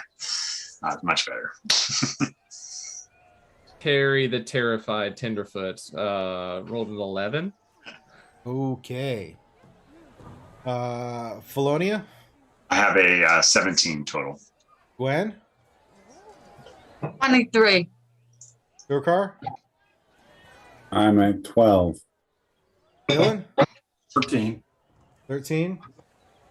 Two of the 3 passengers fail to save with Terry, so this totally catches you by surprise, and you're freaked out. Keep track of the fact you failed. Okay. The rest of you, as you see the image, especially for Gwen and whatnot, you realize, okay, this is an illusion. Really good one, but it's an illusion. And then you start to bank some more and pick up speed as you start to swing down, as you start to travel down. And then as it comes up, there's a group of illithid standing next to the track, Yeah. all sitting there waving and their tentacles and their eyes and whatnot. So I need you all to roll it again. 21 for Terry.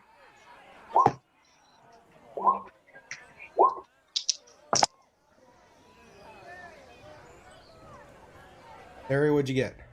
21. Okay. Polonia? 24. Gwen? 23.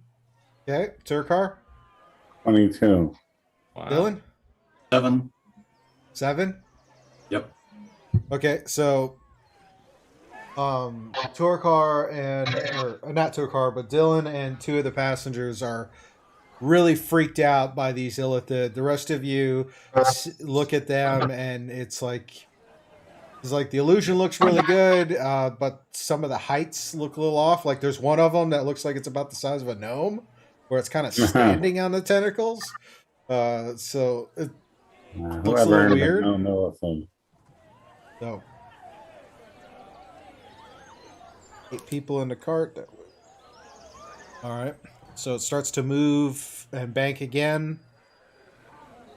And then as it comes around a corner, there's this large, ancient black dragon that rears up and starts to bellow out acidic acidic breath onto the track and onto your cart. Oh my God. Roll it again. Turkar, you get disadvantage. No.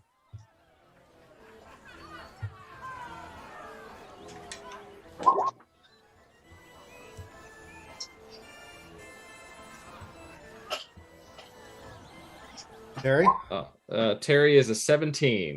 Okay. Polonia? 21. Gwen? At 20, so a 25 total. Turkar? It's a 14 this time. Okay. Dylan? 13.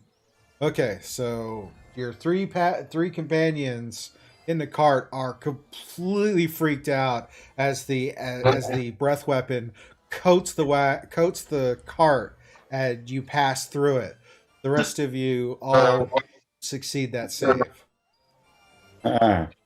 It's okay. It's okay. That's horrible. I was gonna say I take Trick's hand. It's just an illusion. Just an illusion. And I'm looking at the dragon like, ooh, that's good. So it passes and you start to dip around and come around. And then as you kind of come up and then down down kind of a steep bank, you see what appears to be a kraken with these large tentacles that lunge out at the cart. So all of you roll your wisdom saves again.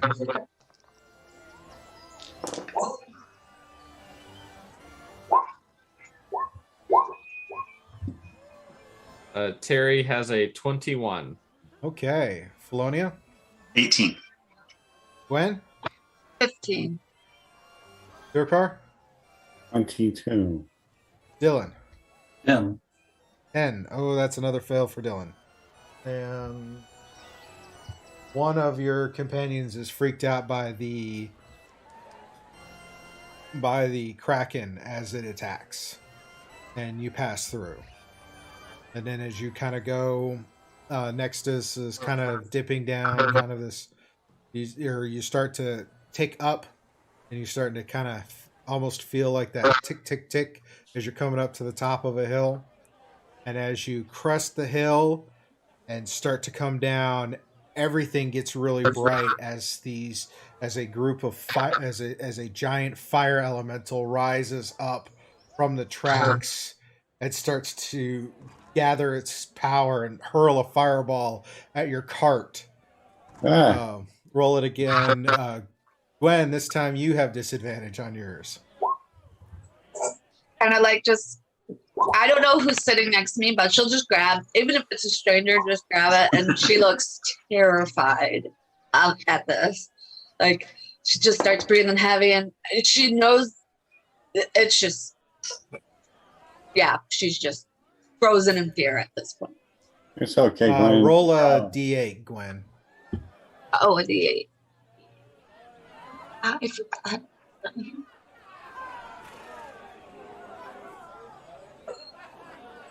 Even with disadvantage, I got a 23 on the save and a 4 on the D8. All right, so you kind of reach over and you grab you grab Felonia on the arm at just like this death grip of this for the sight of this elemental. I'm a pretty big girl. I'm sorry. I just grab her hands. It's okay. It's all fake. It's not real. Remember this? That's affecting your mind. Terry, what'd you get? 10. 10. That is okay. Felonia? I had a net 20, so 24. All right, Gwen, you said you had, even at disadvantage, you got a 24. 23. Yeah. 23. Okay. Turkar? 25. Oh wait, did I do disadvantage? Yeah.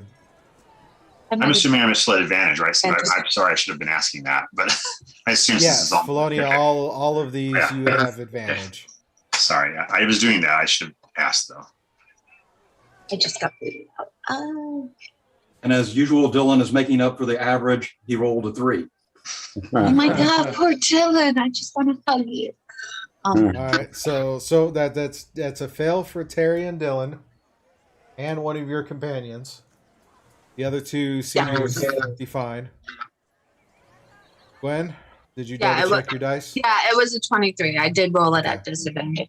And Turkar, you said you got what again? 25. 25. Okay.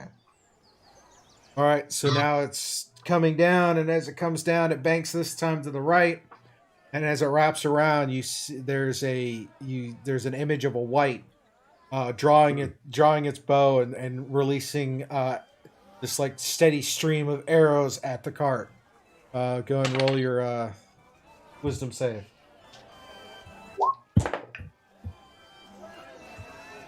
Terry is a 22.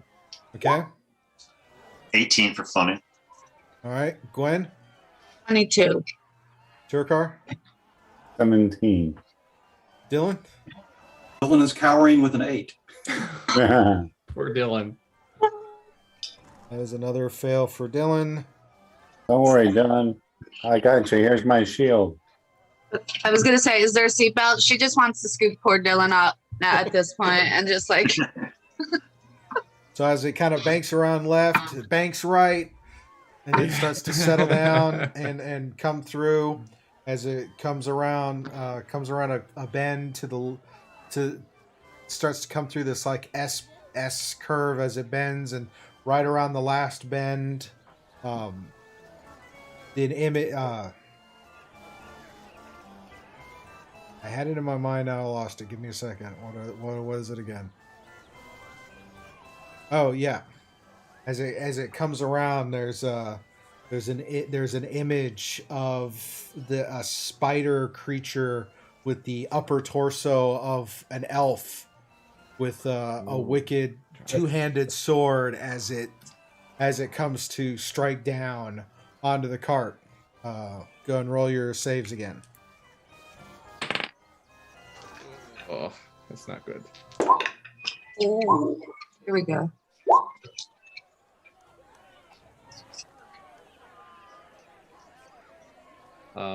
Terry has a 12. Okay. 16 for Felonia. Gwen. 8. Turkar.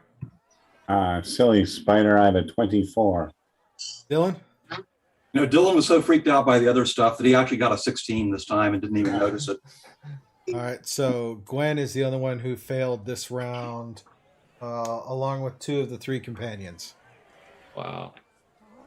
Man, this ride is after you pass the Drider, you see this light, this like tunnel light, and as you pass through, you come out on the other side and come around, and as the cart comes to an end, and y'all have this look of the excited, the bewildered, and the scared.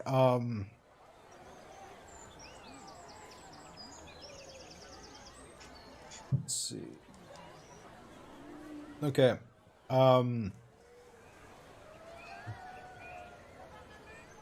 Anyone who failed 3 or more times, I need you to roll a D8 and tell me the result.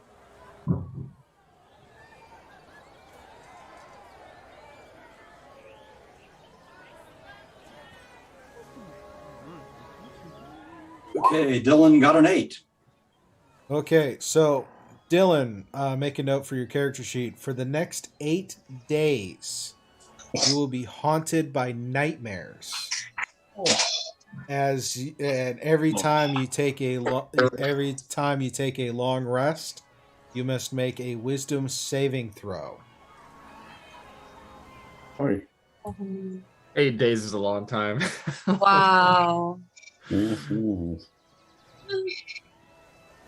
Oh my goodness gracious. I assume that I'll figure out what happens with the wisdom saving throw on each of the days. So every time you take a long rest, at the end of the long rest, you'll roll a wisdom saving throw, and depending on that result, is what may or may not happen. Sleep's overrated. Yeah.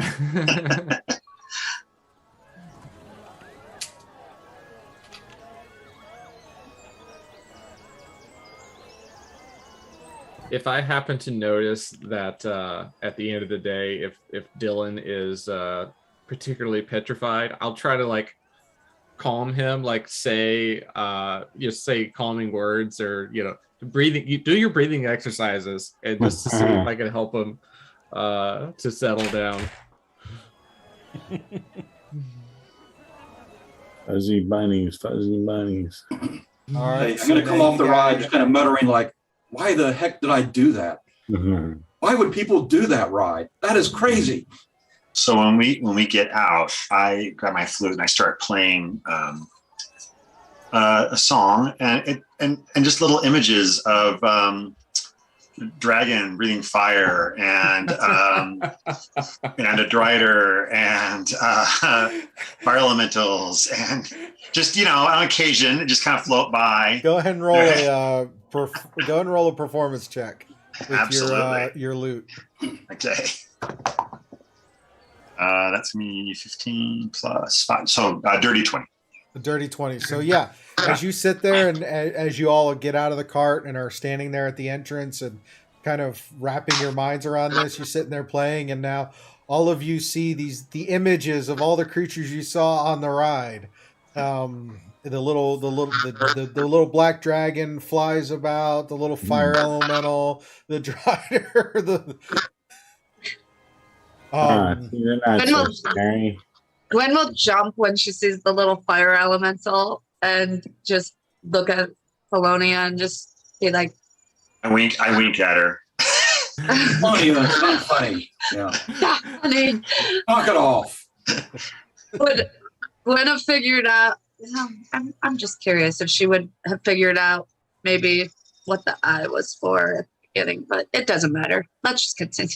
So I changed the tune enough that they start to they blow up. Like they come in and they blow up. Yeah, they're very cartoonish. They're not. Yes, they're not accurately. They're very stylized. Yes. That Gwen smiles when the fire elemental blows. So now She's still a little shaken, so she's just shaking it out at this point. Okay. Silly. That was interesting. Didn't expect it to take that long. Well, that one's at least worth our ticket. Yes. I mean, so for some of us. Sorry, Dylan. Does Dylan look clearly shaken, visibly shaken? Dylan, how do you look after that experience? Slightly haunted and debating, why did I torture myself this way? This is crazy. I would never do that again. Yeah. I want to walk over to the dwarven wizard looking guy and say, what's the point of that? There's Point no of that prize. is to take a ride. There's no prize. There's no winnings. Did you see anything interesting? You could say that. Did you learn anything about yourself in the process? I need new pants. That's what I learned. Well, then the ride was a success. You learned something. You and your eye. I'll just turn around. Remember, the eye sees all. Gwen looks at the goblin and just shakes her head and walks away. She was going to say something. I walk up to him and say, that was great. And I put my hand out and I said, I loved it. That was fun. Always happy to see someone who appreciates hard work. Some people just like a good scare. Some people don't. It's okay. I understand. Yeah, to let you know you're alive. That's all right. You only had the dragon there. It wasn't so bad. Oh, you saw a dragon? Yeah, it's a black one with acid. Oof. They're nasty ones. Yeah, it's come in your swamp and destroy things. Well, everybody sees something different when they arrive, when they experience the tunnel. Yes. But overall, good job. Kind of gives you a nod and kind of, feels it takes the compliment as it's with pride. Question: how many punches do we get on our 8. ticket? We had 8. Is it eight total? Okay. Yeah. So I'm halfway through. Oh. I think we're all pretty much. I only used one. Oh, that's right. I got a few. I've been sitting out most of these things. You didn't do the bubble one. That's right. I forgot. I didn't do the bubble or the snail racing. Yeah.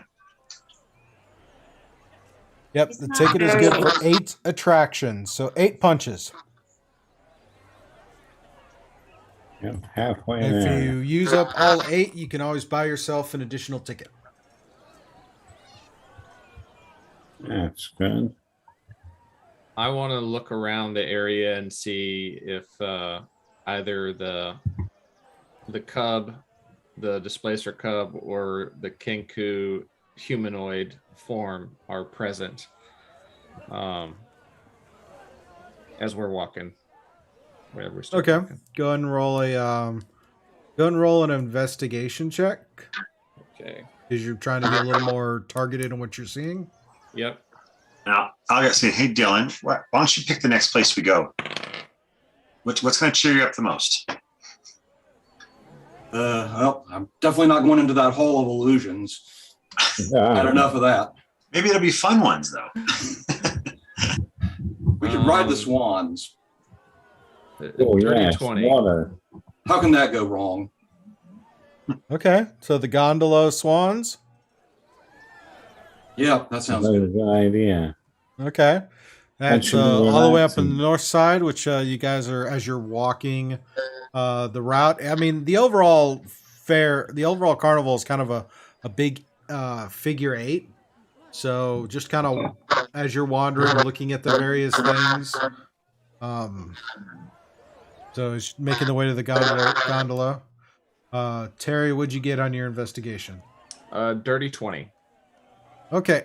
As you're going, you don't see any sign of a little displacer cub, but you do see, instead of a little half elf acting odd, you see a human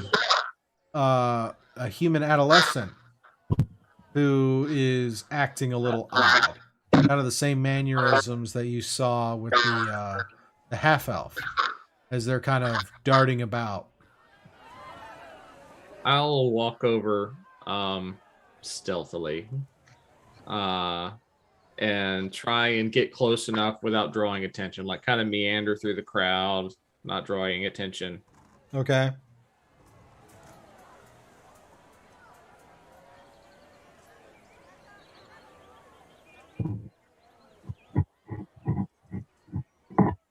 Dylan, you're muted. Hey, Scuba, on the same vein, I'm going to be looking for anyone who doesn't have wings as we go over that way. Okay. So Dylan, go ahead and roll investigation since you're targeting what you're looking for.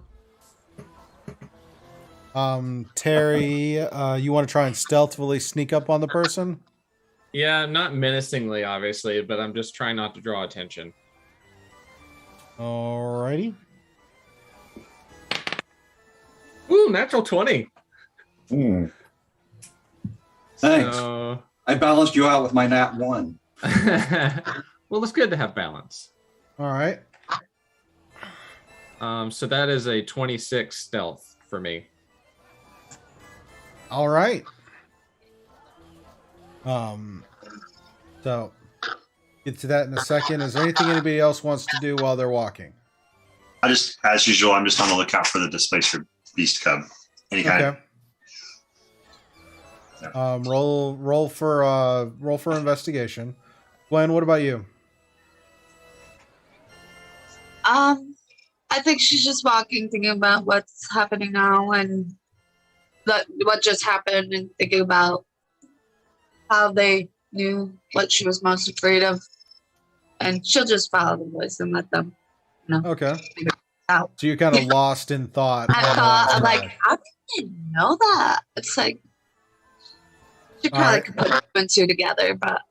Thorkir, what about you? Or Thorkir? Thorkir is feeling hungry. He's wondering what kind of roasted meats they might have. Okay. Go ahead and take a perception check so you can zero in on some carnival snacks. Felonia, I shouldn't have made you roll, but you don't see any sign of a displacer cub or any kind of small animal, other than as you pass the as you pass the entrance, there's still the monkey sitting there playing the music. Dylan, what'd you get? You're muted again. Nat 1 modified to a 5. You're kind of lost in the crowd and still a little freaked out from your experience on the mine. So Terry, you while everybody's kind of going, you kind of peel off from the group and you get up behind this female adolescent who's acting rather odd, and you get right up within arm's reach, and they don't appear to have noticed you. What do you do? Hello.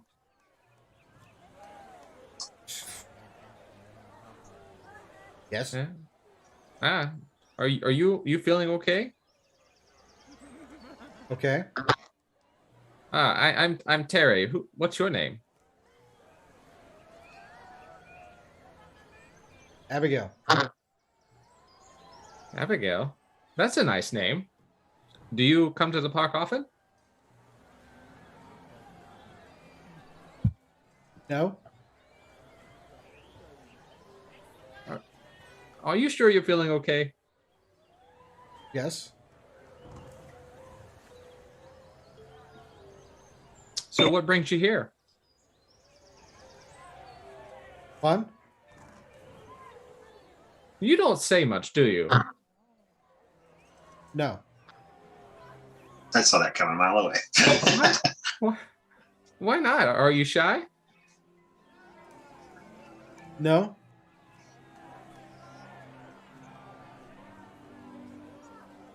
And as you're sitting there, it's like as you when you heard some of the voice and the pitch, it seemed very kind of it seemed like each word had a different kind of pitch or inflection to it. Yeah. And as you're talking, she's kind of trying to back away, and you see her eyes start to dart to try and see someplace she can escape this encounter. But before you go, does Terry know that this is the Kinku, or pretty confident? Roll a insight check. Okay. That's not very good. 13. She seems really odd, but you have you feel You feel like you have like a 60-40 chance Okay. that this person's not what they seem to be. Right. Before you go, I noticed in the Pixie Kingdom, the little place over there, you got to be careful not to step on it. But the little place over there, that there were some pixies that were very interested when I pretended to have Kenku tracks, and they were searching, trying to find a Kenku. Do you know what that is?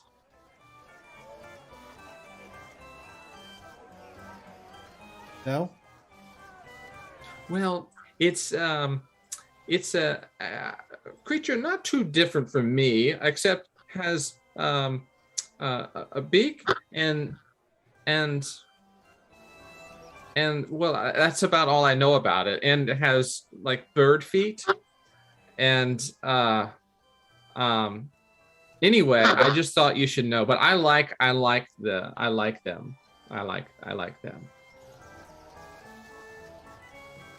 Roll a persuasion.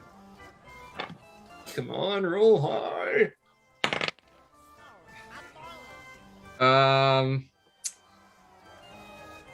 Let it be higher. 14. For a moment, Abigail seems to kind of calm for a moment as you describe a Kenku and that you like Kenkus, and in a very kind of quiet voice, you hear her say, you hear her say, it's like, no Kenku here. Insight. Can I insight that? Come on. Yeah, I definitely believe her with a 5 plus 3. Yeah. So and close. as you kind of nod, she starts to kind of dart off, but again, her overall movement doesn't seem like a human moving. Yeah. Their movement is a little different, and So- it just leaves you with a weird feel. It leaves you with a weird feeling. And who's got me in the background? I keep hearing that. I think it's a mic picking up. But Terry is going to he's going to kind of note the weird mannerism of the walking, and anybody that he sees, he's going to be looking for that. Okay. Just to be able to potentially find that again. Okay. And then we'll try and find his way back to the party, who hopefully hasn't gone out of eyesight range. Depends on if we notice. Roll a perception to see if you can find the rest of the party. Oh, Nice no. knowing you guys. See you later. See you next campaign. Remember 4-6-siders. Drop the lowest. What is with the 10s? What's with the 10s? 10 plus 5, 15. All right. So as you finish this, and you're kind of watching as you see the girl kind of dart off into the crowd as the crowd passes, and you look, and at first you're starting to kind of look around, like, where'd everybody go? Mm. And then you see Gwen's head above the crowd. Just Good job being tall. and you're like, ah, and you start going, and then as you're going to catch up, you actually pass them slightly, because the direction you put yourself on, instead you thought it was a street, you thought you were anticipating where they were going to end up, and you were off by like 8 feet.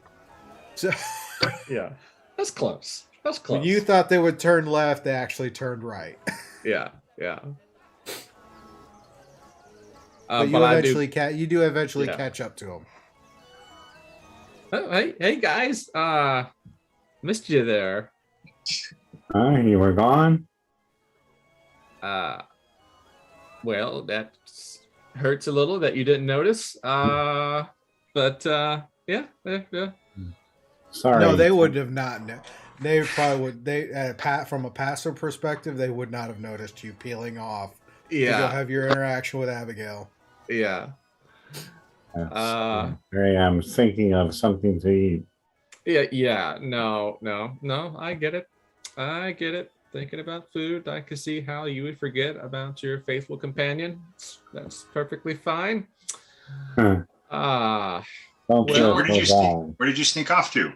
Well, I saw this little girl, this human little girl. She was standing and walking kind of strange, and I'd seen another small person similarly walking strange, and I was just wanting to check, see that she was all right, talk to her. She was very short, not just in stature, but in words too.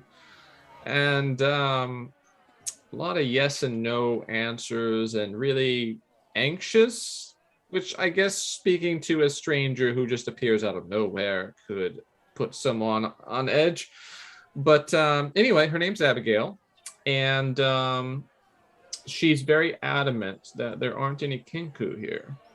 And she seems respectable, like she knows what's going on. So I feel like in this general vicinity that we're clear of the Kinku.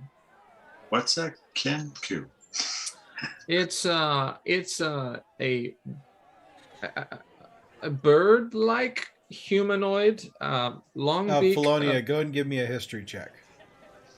I might actually know. I probably should have asked that first. 14. You're vaguely familiar what a Kinku is. Not a lot of the specifics, but as so some of the, you get a general idea of a mental image of like a large avian type creature.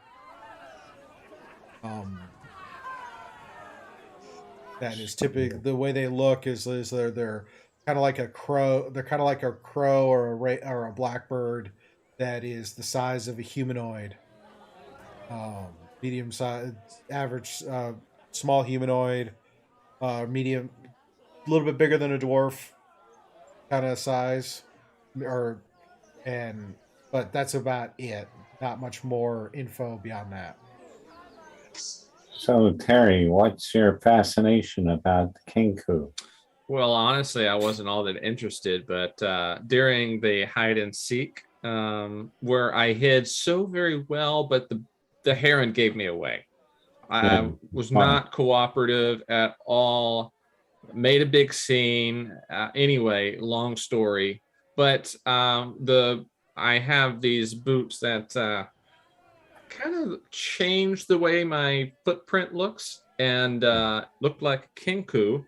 And then I noticed that some of the pixies were paying close attention to my boot tracks, and then started searching around for the creature that created it. That's very interesting. So I figured there had to be another one like that around here. Otherwise, why would they think to look? Pixies are a bit silly, though. Yeah, you do make a good point.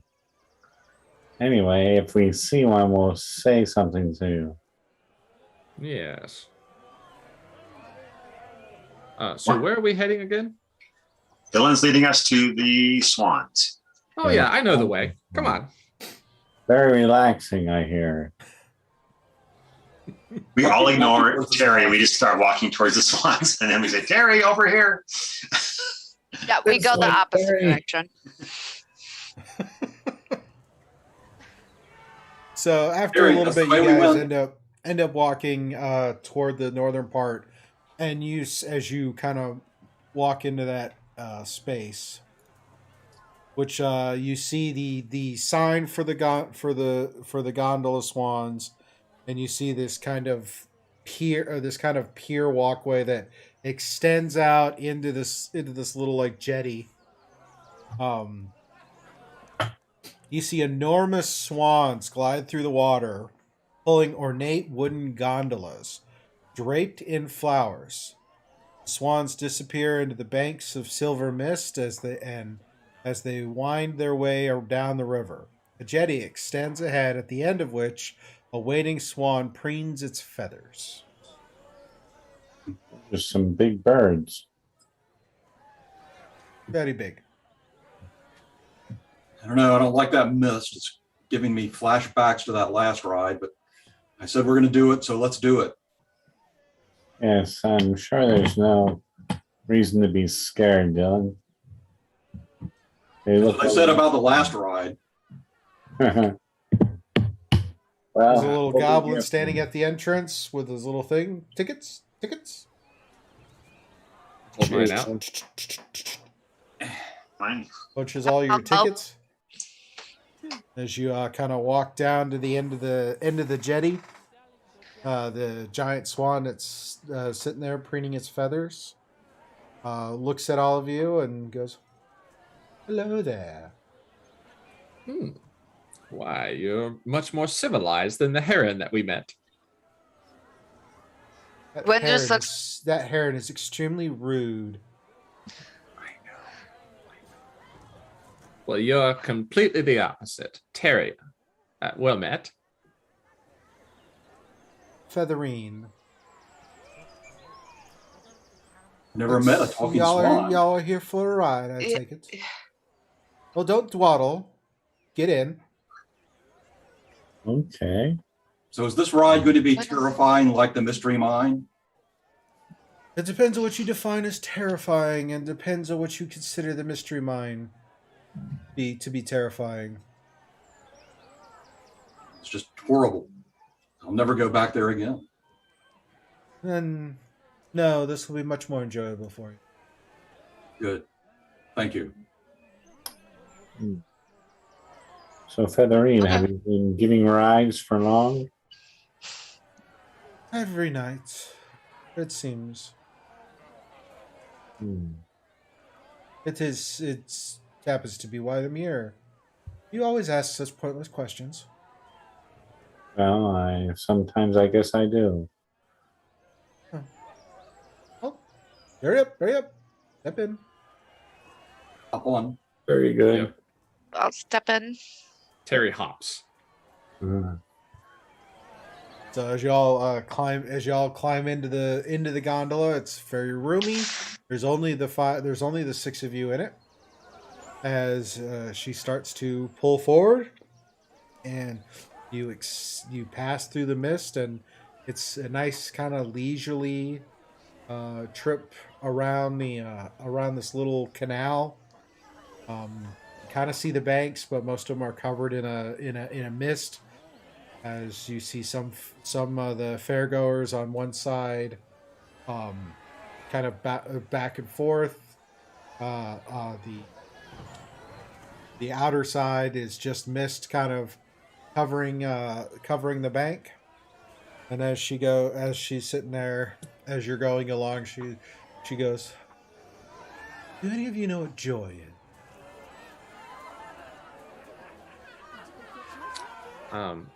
Running through a carrot patch. With the fishes? No fish. Carrots. Maybe we'll make a nice soup. Fish soup with carrots. Why do you have to ruin it? I think Joy's an elf. Work down at the Buggy Gunker Tavern. I say taking a ride in the lake with my favorite swan. Oh, you're so sweet. How do you know you exist? Wait, what? That's a very good question. I think, therefore I am. It's self-evident. I'm here. I didn't hear you, Dylan. Say that again. I said, it's self-evident. I am here. So therefore I exist. You're a lot more philosophical than the heron. Oh. One must always ponder the world as they travel through it, should they not? Otherwise, it's a fairly boring existence. Do you find joy in the pondering? At times, depending on who's engaging in the conversation. Do you enjoy pondering more in a pond or a lake or in a stream?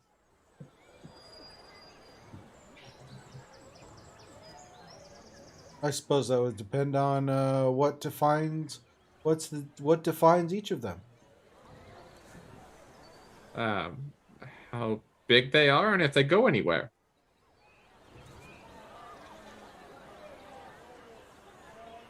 It begs the question, though. In a world of magic, is time an illusion?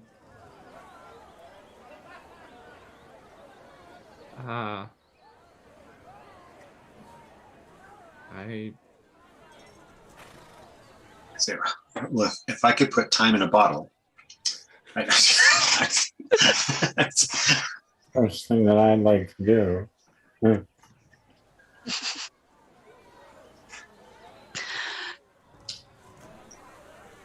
Would I understand anything about the fluidity of time with the Feywild at this point? I would say roll a history check with disadvantage. Yeah, that sounds about right. You know that I disappeared for like 5 years and came back 10 years older, and I was in the Feywild. Right, yeah. So. Oh, that was really good. Now let's see the really bad. Oh, there you go. There's the really bad. So, history. 7. No idea. As far as you understand, the Feywild time travels in the same way that you perceive time. You would perceive time probably in the Feywild, which is a place you've never been, in roughly the same manner as you do now. Well, I don't really know much. I know there are some magics that maybe can manipulate the appearance of time, but that's all. Do you always pose such questions with the riders on the gondola? Well, yes.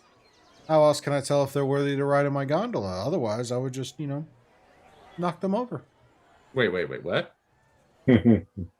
Was that in the fine print? Did someone read? Was there something on the back of the ticket or something to say, what's this about being knocked over? And I'll immediately start looking into the water, see if there's anything big and nasty that would eat us.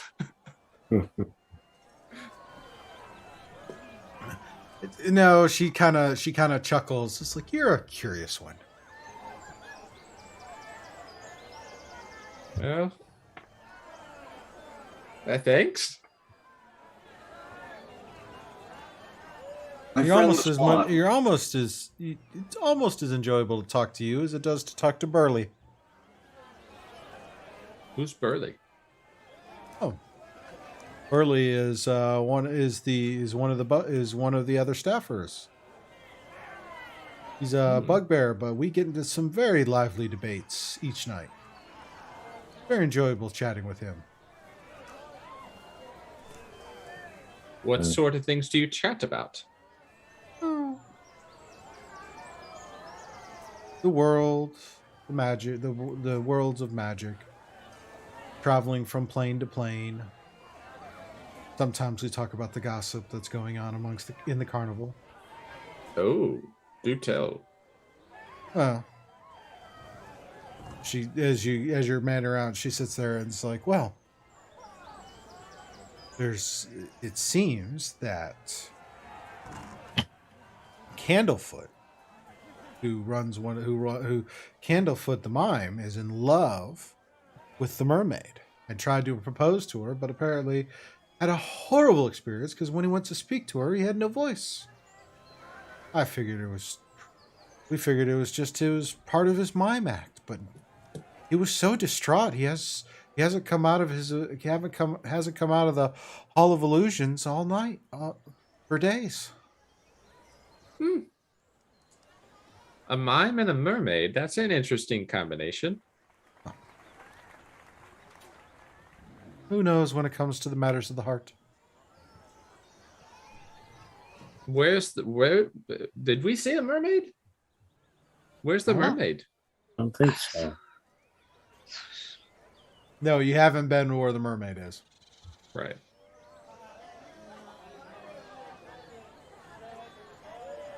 Well, I think we ought to go to the Hall of Illusions and see what's wrong with this candlefoot. Why he doesn't go and put a ring on it.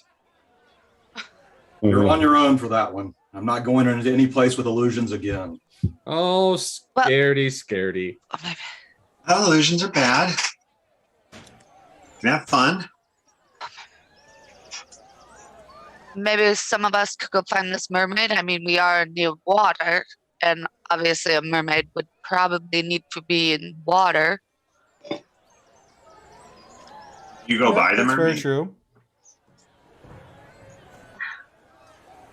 Yeah, does the gondola ride go near the mermaid's place, or do we see any other creatures in the water? Just this one swan boat. Not Or in the any water. swan. Let me double check where she's at.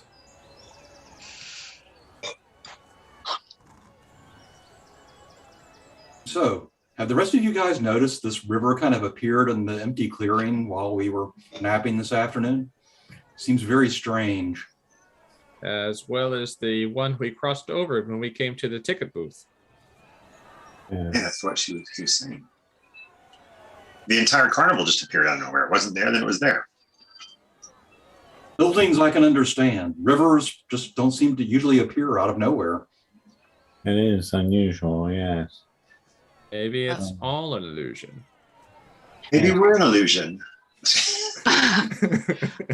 We're getting very deep on this boat ride. Yeah. I blame the swan.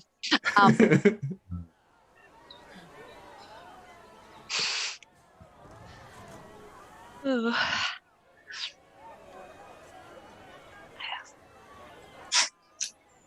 So Gwen is just looking at the water. She still pondering the question that the swan asked earlier. What was the swan's name again? Featherine. Featherine. And now I can't remember the question. I was pondering it for so long I forgot it. That first question. You're alive. Existence? Why are you alive? How do we know we exist? Yeah. The first question was, do you know joy? That is the first one. Okay. So, Lean, I don't know. I mean, how close the swan is to the boat. How do I know I'm alive? For you to enjoy the conversation. I would go as close as I can to her head. How do I know I'm alive? I know I'm alive by living and feeling pain. That's my answer to that question. And I just sit back down and just lean against the side of the boat and just ponder it some more. And that was my answer. And now I'm going to just sit back and relax and enjoy.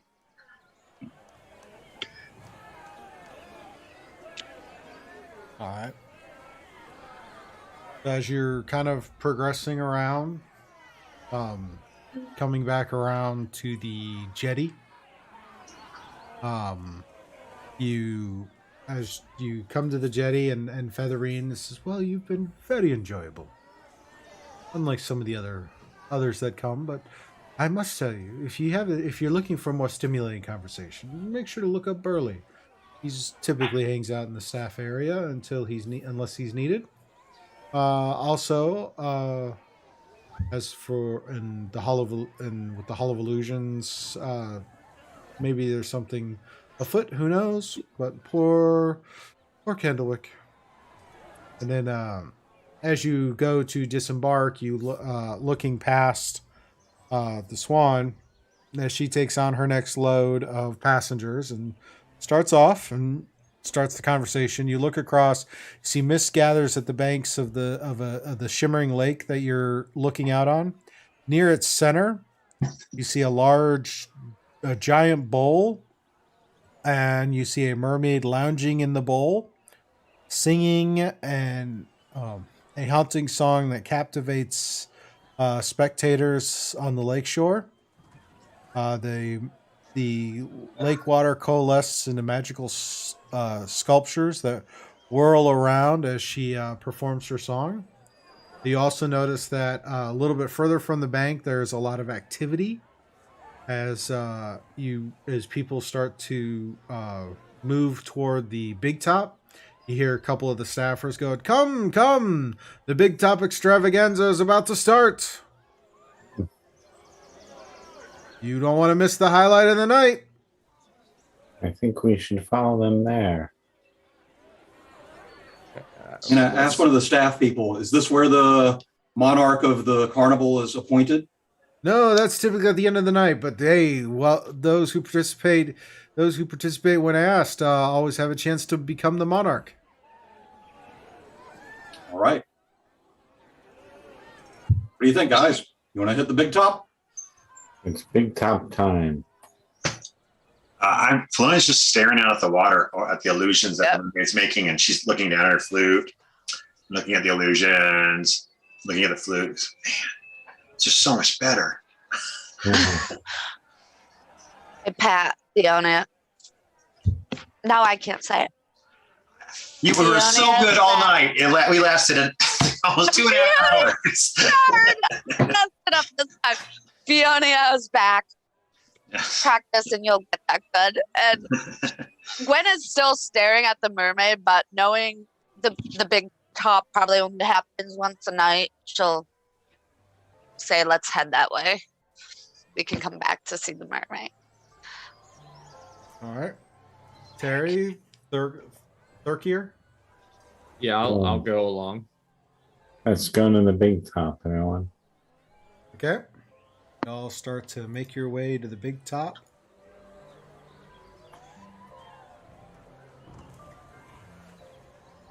You saw the lake and the gondolas. Now you're heading to the big top.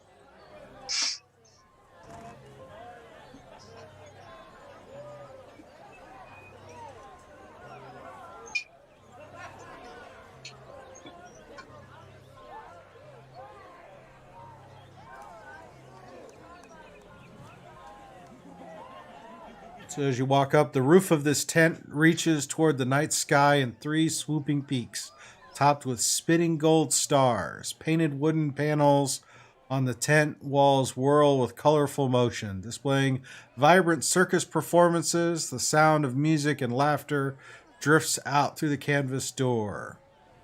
As you all enter in, there is no one except looking for tickets. It's a free event for all of you as you step inside, and that's where we'll end for this week's session. We'll pick up next session with Inside the Big Top for the Big Top Extravaganza. Yeah. Not foreboding at all. Oh no! Who said I had to be? Free entrance. That makes me wonder. Yes. There's always a cost. Nothing's free and nothing's lost. Especially in the Feywilds. So true. Yeah. So true. So, did we have fun tonight, ladies and gents? Yeah. Yep. Gwen's kind of getting out of her being a stiff board. Like I did, Dylan didn't. I'm like, everybody's like, we only got 4 punches left. I'm like, I only used 1. Mm-hmm. Well, we'll see. Very frugal. So, well, that's good. That's good. Good, we're having good times, and yeah, don't want to get too far ahead and spoil things because the big top was a pretty interesting thing. So, want to give it its due justice. Mm-hmm. Thank you everyone for watching this. If you've lasted through the whole video, you're awesome and amazing. Thank you to this cast for taking the time out of their busy weekends to sit here and have another D&D game. If you enjoyed this, be sure to hit the like button, hit the subscribe, notified to see future videos when they come out. And we'll be back again in a couple of weeks to do another session. Again, if you want to watch it live, head on over to Scuba Studio, patreon.com/Scuba Studio, and consider becoming a patron. That way you can watch this live. If not, we'll see you on our next video. Again, shout out to Syrinscape for the background music and soundboards. Shout out to James RPG Art for that wonderful motion graphic of the Witchlight Carnival. It's really awesome. There's a link in the description if you want to go check out his Patreon and some of the other amazing bits of art that he's done. I think he's got another one that's for Witchlight that we will show when we get to that point in the story. And with that, y'all have a wonderful weekend, wonderful holiday season, and we'll see you on our next video. Good night, everybody. Bye.